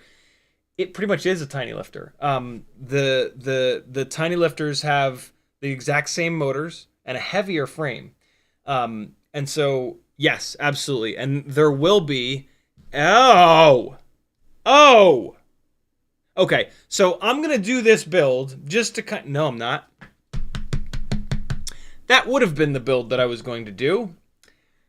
But instead, what I'm actually going to do is I'm just going to pull apart it's going to be this one. I'm going to pull this, not tonight, but I'm going to do this at some point. I'm going to pull apart this 75mm analog 2S build, which is on the motors that I like less, the sub 250 0803 motors. The other one is on the 1002 motors that outperform these. So I'm going to pull this apart. I'm going to pull the center off like I usually do, take it out of this frame, and I'm going to put it into this frame. And that's how I'm going to see if these 802s are any good.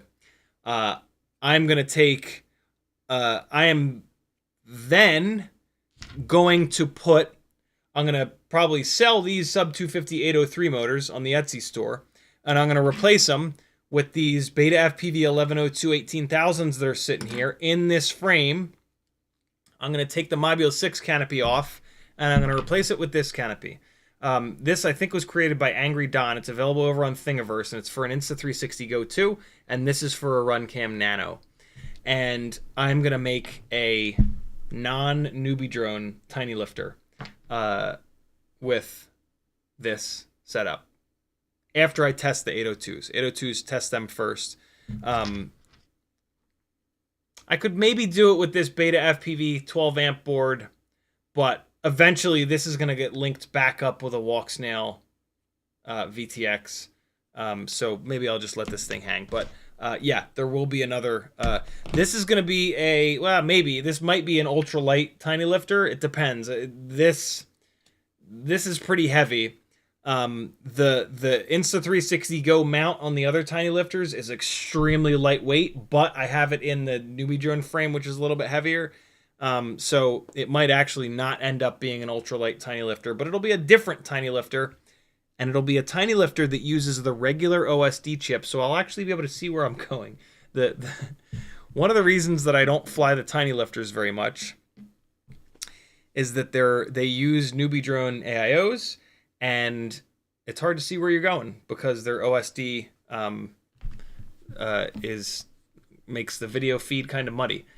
So yeah, the tiny lifters are hard to fly. It's hard to see where I'm going. So yeah, I've been kind of excited. I've had this for like years, and I've just never had the right build for it. And so I've had this sitting out on my desk to remind me. Matter of fact, I'm gonna make a little build bag to really remind myself that I want to use these BetaFPV 1102s for something. I've already kind of tested them on the analog rig. They're great, but they're a bit much. Perfect for a tiny lifter, though. So this little build bag is an up-and-coming tiny lifter. That'll be cool. I'm excited for that. Also, I'm super interested to see what this mount is like. Having the Insta360 Go upside down with the lens nice and low. On on one hand, it might get a bunch of duct in view, but if you look, this has got a lot of up tilt. I have a funny feeling it might have too much up tilt. Because like the tiny lifter is cool because you can fly it really slow. When we fly really slow, you want as little up tilt as possible. So that's another reason I haven't like gone crazy to do a build with this, because I have a funny feeling that it's too much up tilt, and or it's going to have a bunch of duct in view because of how low the lens is. On the tiny lifters, the camera mount, the Insta360 Go 2 mount is all the way up here, right? If you compare them, if you compare where the lenses, which is all that really matters, are going to sit on the Insta360 Go. With this mount, the lens is all the way down here. With this mount, the lens is up here. I know that doesn't look like a big difference, but it really does matter with just sort of, yeah, the geometry of this. What I am noticing, though, is that this is pushing the lens a little bit farther forward, and that really does help not get ducts in view. So this, I have high hopes for this. Still have high hopes for this.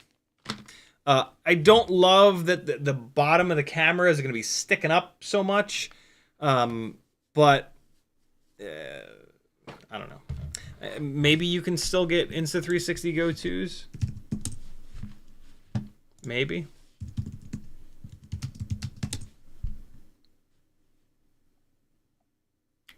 Nope, that's the 3.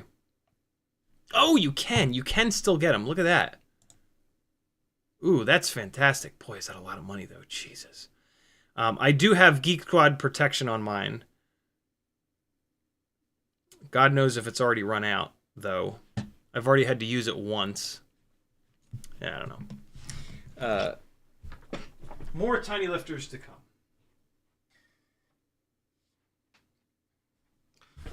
Hey! Justin Mueller says Teddy is running props in or props out. Teddy is props in for sure. He drops like a stone when I hold him at the top of the stairs and let him go. I don't do that. He's still alive, isn't he? Level 1 Drone says, solder question, which is better?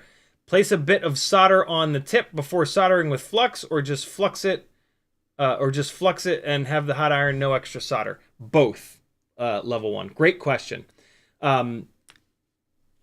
Paste flux in a syringe is the chad of all chads. This is amazing. Use this on every single joint that's not already completely loaded up with flux residue. So put a little bit of this on every single joint you do, and your life will be so much easier, and your solder joints will be so much better. And then putting a tin, it's called tinning the tip of the iron, is another great way to have a little bit of extra flux. But the big thing that tinning the tip of the iron does is that you've got a big round ball of flux, and then you've got a flat soldering iron tip. So when you touch the soldering iron tip, you get like the smallest little contact patch there, right? Whereas if you tin the tip of the iron, you get a little blob of solder, and when you drop that down, it's going to make a nice big, it's going to kind of go like that, right? It's going to make a nice big contact patch. So, good, clean, safe soldering is about transferring heat as quickly as possible so that you can then get the heat off of there as quickly as possible. And so if you can get a nice big contact patch right away, it's going to dump heat into that joint quick. You can get done and get the hell out of there. If you have a dry soldering iron and you're sitting here waiting, it's just dumping heat into this one little tiny point, and it's actually going to put more heat into the pad and the work and everything cumulatively, and it's just annoying for you because you're just sitting there waiting, and you're going to start to push on it, and it's all bad. So yeah, do them both, especially if you haven't been soldering forever. The newer you are at soldering, the more of these little tips and tricks you want to stack up on top of each other. And if you do all of the little tips and tricks, soldering will become so much easier that even though you're not super experienced, it won't matter because it's become so easy. And it's about stacking those things, right? Flux paste on the joint, tin the tip of the soldering iron. Get this part of your palm flat on the desk so that you have bone support, right? Stack all of these little tips on top of each other, and soldering becomes not easy, but like a whole hell of a lot easier. That's for sure. Good question, level 1.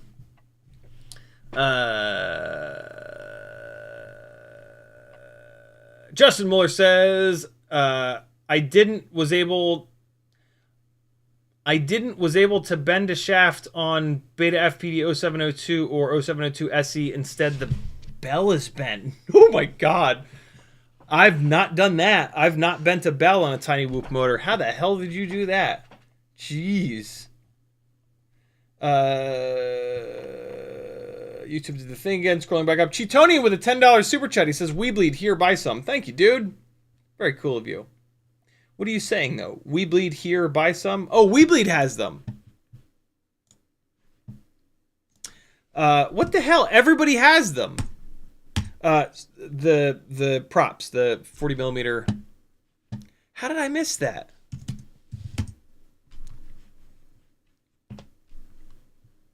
So those are the 1 and 1.5. I'll be damned. Green 1.5, gray 1.5. How did I miss this? All right, I'm leaving both of these tabs open. I'll see which website. No, which website I can find some other stuff to order from to get to the. Well, I guess Tiny Whoop doesn't have a free shipping amount. Thank you, dude.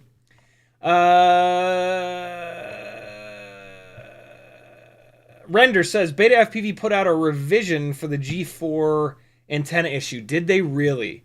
How can you tell? How can you tell which ones are fixed and which ones aren't? Any idea? Moss1 says preach. Thank you, dude. Justin Muller says it helps cooling the UFL, especially so the solder pads stay together. Interesting. Not bulletproof, though, he says.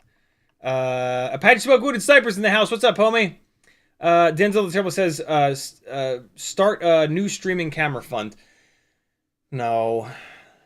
The cameras are too expensive, and like, we're coming into my like no gig season, and so yeah, the funds have to be like money that I can spend on food and electricity and stuff like that. So yeah, we're gonna hold off on the. It would be nice to have funds until gig season is back. I was actually I'm super bummed out, man. I was supposed to have a really big paying gig next weekend, flying for another cycling event, but the company that was going to hire me for that, Flyfish Productions, that has hired me for a lot of the cycling gigs, they actually didn't get the gig. And so, yeah, that was, I'm not gonna say I was relying on that gig, but yeah, it would have been like multiple days, and I charged them a ton of money because it's the live flying setup, and because frankly they have the money. And so yeah, that's a super bummer. So I have to be really careful going into the cold season here. Witchcat says, any good recommendations for a decent RP-SMA antenna for my BetaFPV VR03 with one port? Stock antenna is definitely not the best. True RC makes the best antennas, but for Tiny Whoops, is that what that is? BetaFPV VR03? What the hell is that? BetaFPV VR... Oh, come on, YouTube. Jesus Christ with your chat nonsense. VR03. What is that?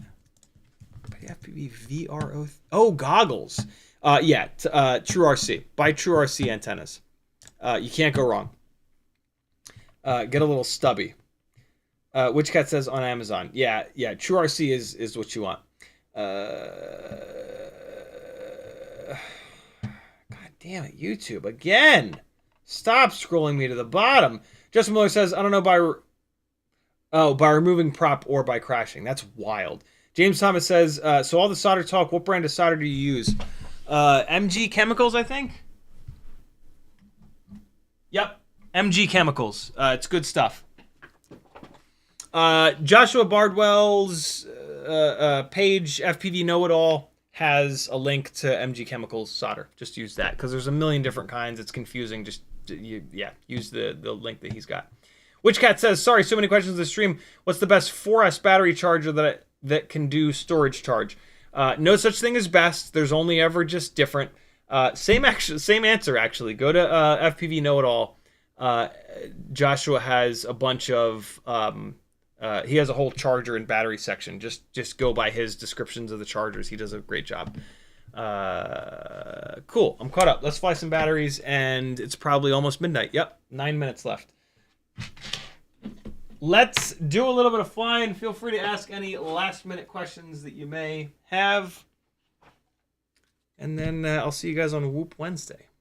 Maybe we'll do that wacky tiny lifter build on Whoop Wednesday.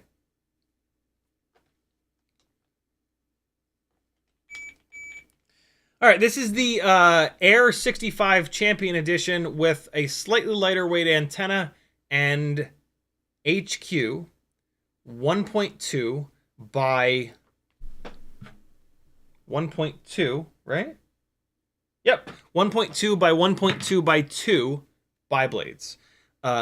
These are arguably the best 1.2 inch 65 millimeter motor-to-motor tiny whoop propellers that exist. If you don't have these yet, see if you can find them. I don't actually know if they're out yet, but when they come out, get some. These props are phenomenal.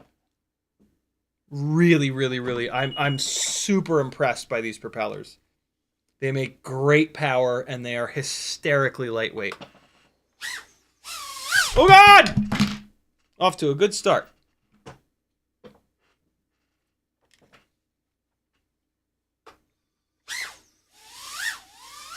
All you gotta do is turn the other way. All's right with the world. Oh, God. Oh, my God, the power! Is Maggie still working? No way. She's usually in bed by now. Okay, yeah, no. Maggie goes to sleep early, bro. She's gone to sleep at like 9:30 some nights. I'm like, yo, I'm just, like, literally my brain is just starting to wake up now. Man, this room looks different when I do that full room power loop in this direction. I always do it in this direction. All right, let's not make... These are kind of loud props, I will say that. Let's not make a ton of noise up there. Oh, God! I fucking love these propellers, man. This rig, too. This thing is really impressive. These I mean, it's basically just these motors, but still. Props where props are due. Props where props are due. BetaFPV has made a bind and fly with mega power to weight ratio. Uh-oh.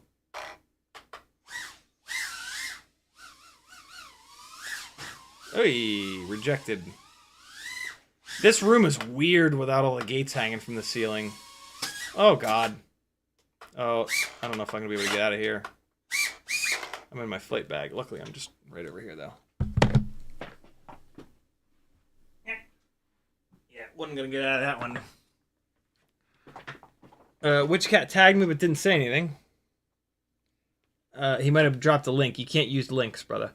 Metalurtskin says, when we do the Christmas stream, how big of a super chat to bonsai into the tree? I'll do it right now. No, I won't. To give you some idea for how not a lot of money it'll take to do that, I will do that. I will almost do that right now. Oh my God. Dude, look at that throw. Look at that fucking throw, yo. Yeah, I will absolutely do that. Stop it! Let's do it again. Oh, boy. That was ugly. Oh my God. Oh, bro! I cannot believe it went through there. That was wild.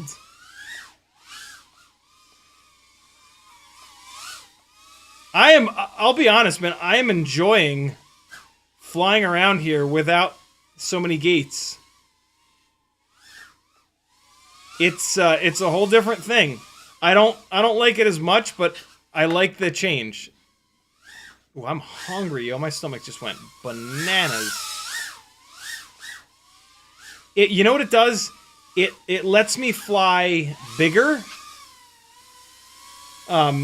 It lets me really like use the space. The room feels a lot bigger, so I can just hurl this thing across the room and like really charge around, which is very fun. Once the gates are all up, it's much more technical and like it's way more challenging. But I can't. There's specific like pathways. Oh my god, Cannon! Why? Why? There's specific paths where I can like fire it across the room when the gates are up. Right now, I can just hammer full throttle and just shoot it anywhere, and there's you know plenty of space. Come on, work. There we go. Yeah, it's a Menace patch antenna on here, on these goggles. Ooh! Hey, hey, hey! And there's still gaps. You know, you can... Any room ever, there are tons of gaps. You just gotta find... You just gotta find them. There's a gap in here, ready? Gap through here. Hey. Gap under here. Gaps in here. Ooh. Whoa! Oh, yeah! Whoa! Gaps through here. Hey! Rejected. Eh! Ugh! You know what? It like... And so, being able to just hurl this thing across the room, I get to, like, lay it out a lot more often, right? I get to just, like, and just let it do that. And I love that. I love generating a whole bunch of momentum and then going zero throttle and just seeing what happens. And just, like, go, you know, super slow with a stick input and just let it sail. Like, that is one of the most satisfying parts of FPV. That's one of the things that... One of the reasons that everybody loves 5-inch rigs so much, right? Because like, it makes you feel like a complete, like oh, I Stevie Wondered it, son of a bitch. That was the best batter I ever flew too. Oh, I Stevied it. I Stevied it. I did it. It's been a while. I haven't Stevie Wondered it in a while. Oh, people are still fucking with Notice. I like to see it. You love to see it. New CiottiFPV live stream rule. Use the word notice as often as you can. That's mean. Don't do that. That's mean. Unless Notice gets a kick out of it. Oh god. Also, this gives us an excuse to do some cube work. I don't like focus on the cube enough. You can, with just one little whoop cube, come on you dirty bastard, stop ping-ponging around the room. With one cube, you can do a lot. Great for the, stop it, that's crash recovery screwing me over actually. Great power loop, in through one side, and then in through both. Man, crash recovery is actually really screwing me over a lot right now. It does not like hitting the ground. When you hit the ground hard enough, crash recovery activates and it gets really confused. And I can actually like hit the ground flat and then crash recovery will take me off axis in some weird direction. And then I have to wait for crash recovery to shut off before I can then try to save it. Oh man, YouTube just bombed too now. Yeah, it's not just Canon that is fucking over live streamers. It's YouTube as well.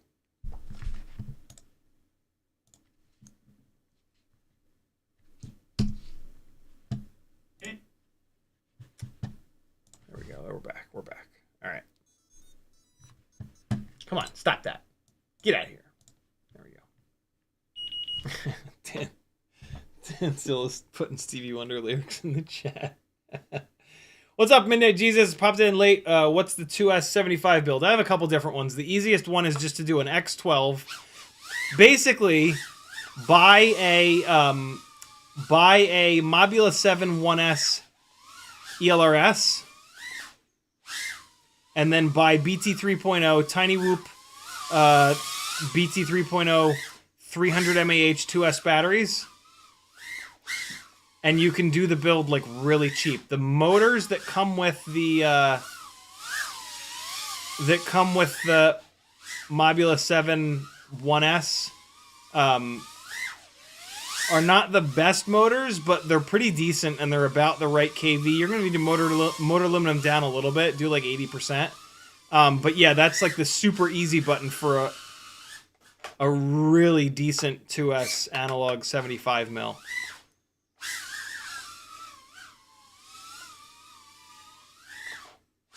Woo! It'll let you fly like this outside. It'll give you like the power and response and all the good things to fly like this in the front and back of your house. Oh, God! I'm starting to really dig that. Drop down low here and then throw it to the other side of the coffee table. Oh! But I also...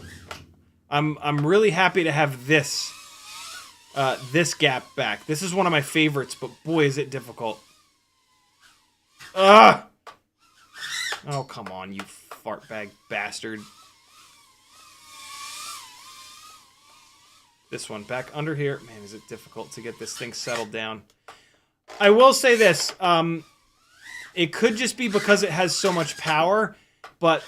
this Air 65 Champion is harder to fly accurately elevation-wise than the rigs that I've got on the Happy Model motors. I think that the Happy Model motors put power down in a more linear way. A little bit more linearly, around like 30 to 40%. Oh boy, we've gone analog rainbow. That's rare.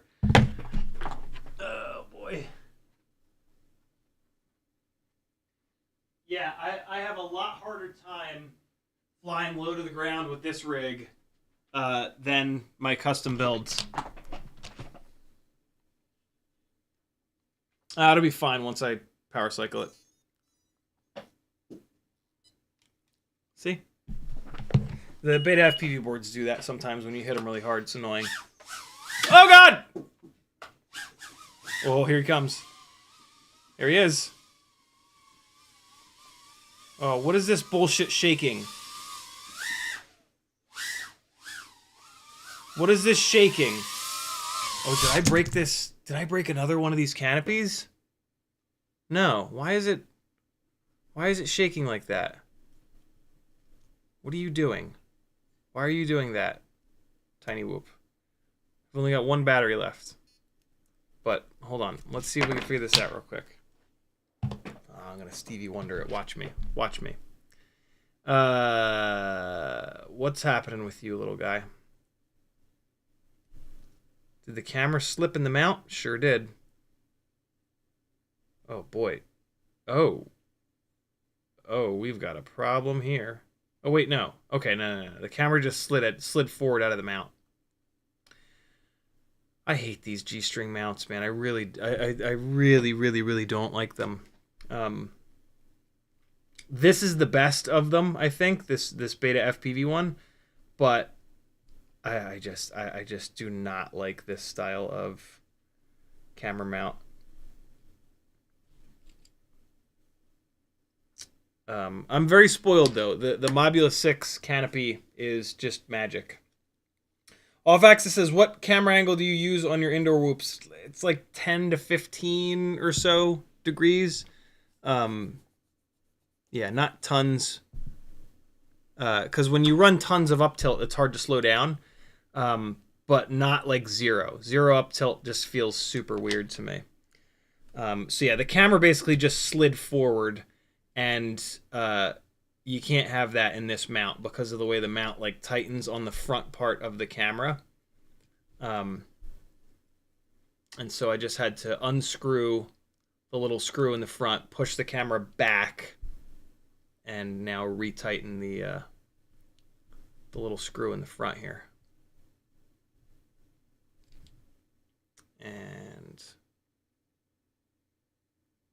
all was right with the world. Last battery. Thanks for hanging, friends. CiottiFPV.com to support me. This is totally crowdfunded. This way, when I review stuff, you don't have to think, is he being nice about this because he wants that company to send him more stuff? The answer is no. Nobody sends me anything anyway. A couple companies do send me stuff, which is shocking. I mean, to me, it means that they've got a lot of confidence in their stuff. But yeah, for the most part, I don't get hardly any stuff to review, which is fine. You guys support me, and that's what's important. And I'm not really all that interested in reviewing stock rigs. You know, I like custom builds. Let's just spend a second appreciating the fluffiness of Teddy Spaghetti's legs.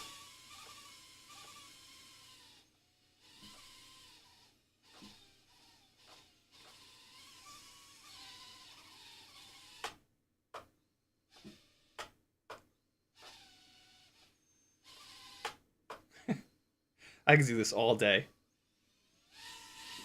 Oh! Oh!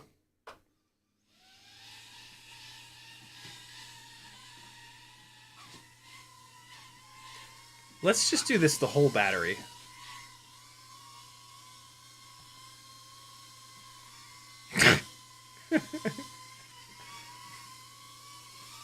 Oh, shit.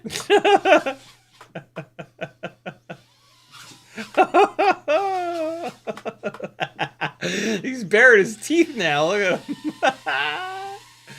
Oh, I love this dog so much. Oh, you're gonna eat me. You get that little mosquito, buddy. Oh, get it. Go ahead.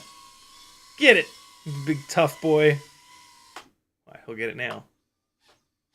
Oh no. Wow, usually he gets all excited. Yeah, we'll leave it on the ground for a second so he thinks it's wounded. Oh, he's not into it at all. Oh, God! Hey, hey, easy, fella, easy! Careful. Oh, boy. Oh, no. It's fine. Hey, relax. Ooh! I don't usually fly back behind the TV for obvious reasons, but sometimes you just gotta go for it.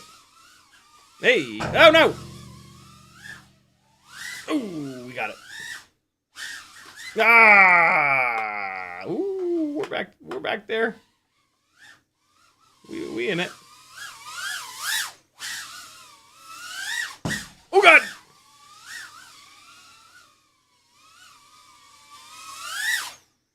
Oh, that's a nice throw. Nice throw over the table. Teddy, are you into it? You gonna come eat it? What's up?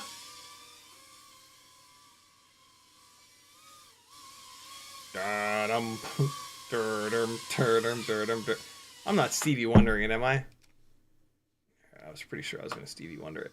Oh, is he interested again? Nope. A little bit interested. Whoa, easy, easy. Let me try to get this. Let me try to get this little gap here again. Ah!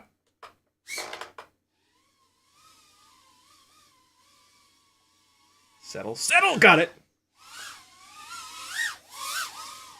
There's the easier version of that gap where I just rip through up. Okay, okay, okay. Or just go through up here, but that's no fun. Why do something easy that's kind of fun when you can do something damn near impossible that's only fractionally more fun? Is this camera rotated in the mount or something? I just had a weird moment of like confusion. No, it's good. Oh, no, yep, it was. A little bit rotated in the mount. That's all I got for you. Midnight Jesus says, I thought the last hole in the BetaFPV canopy is 25 degrees. Do you drill a little hole, modify it for 15? Nope, I run it in the last hole. That might be 25. Yeah, with this rig, I noticed that there's no duct in view. So this is definitely higher up tilt than I usually run on all my other builds with the Mobula 6 canopy, where there is a little bit of duct in view. So yeah, this thing, I've been flying this a lot recently, but previous to them sending this to me a few weeks ago, I fly my rigs with the different mount and less up tilt way more often. But yeah, you're probably right. That does look like a lot of up tilt, and just whenever there's no ducts in view, that's a good amount of up tilt. That's no ducts in view means like, I would say like 20 degrees or more up tilt. It does depend on how high the camera is sitting and how far forward the camera is sitting. So this is not a one size fits all kind of thing, but yeah, if there's no duct in view, it's going to be at the least 15 degrees of up tilt, probably 20, 25. Or to the moon, right? There's a massive clump of hair on this, on motor number 3. That's a big one. And then the last comment of the live stream is from Mickle RE. He says, thoughts on Flywoo 1002 25,000s. Now that you did those tests, too heavy for a 1S and too much overkill for a 2S, right? Just rewrote the message with your name. Sorry, Mott. No worries. Pretty much, yep, that's pretty much it. Not necessarily too heavy for 1S, just not powerful enough for 1S. I ran those Flywoo 1002 23,500s forever. And they're okay. The RCinpower 1002 22,000s are just as good, if not better. And so, if given the choice, I would do the RCinpower 22,000s for a 1S build. But, boy, are you leaving a lot of performance on the table with a 1S 75mm build. 2S is the way.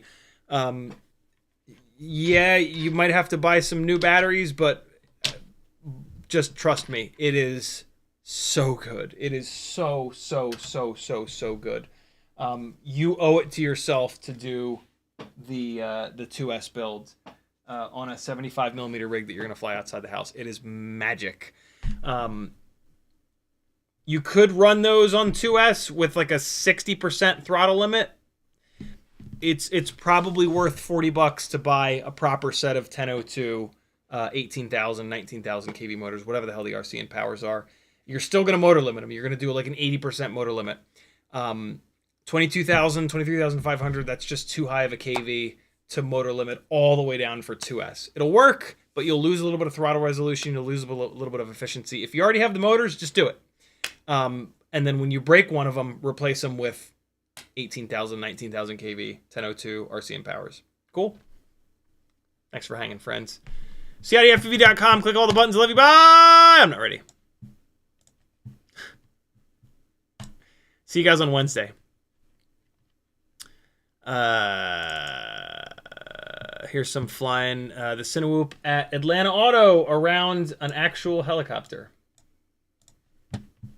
Love you. Bye. See you, friends.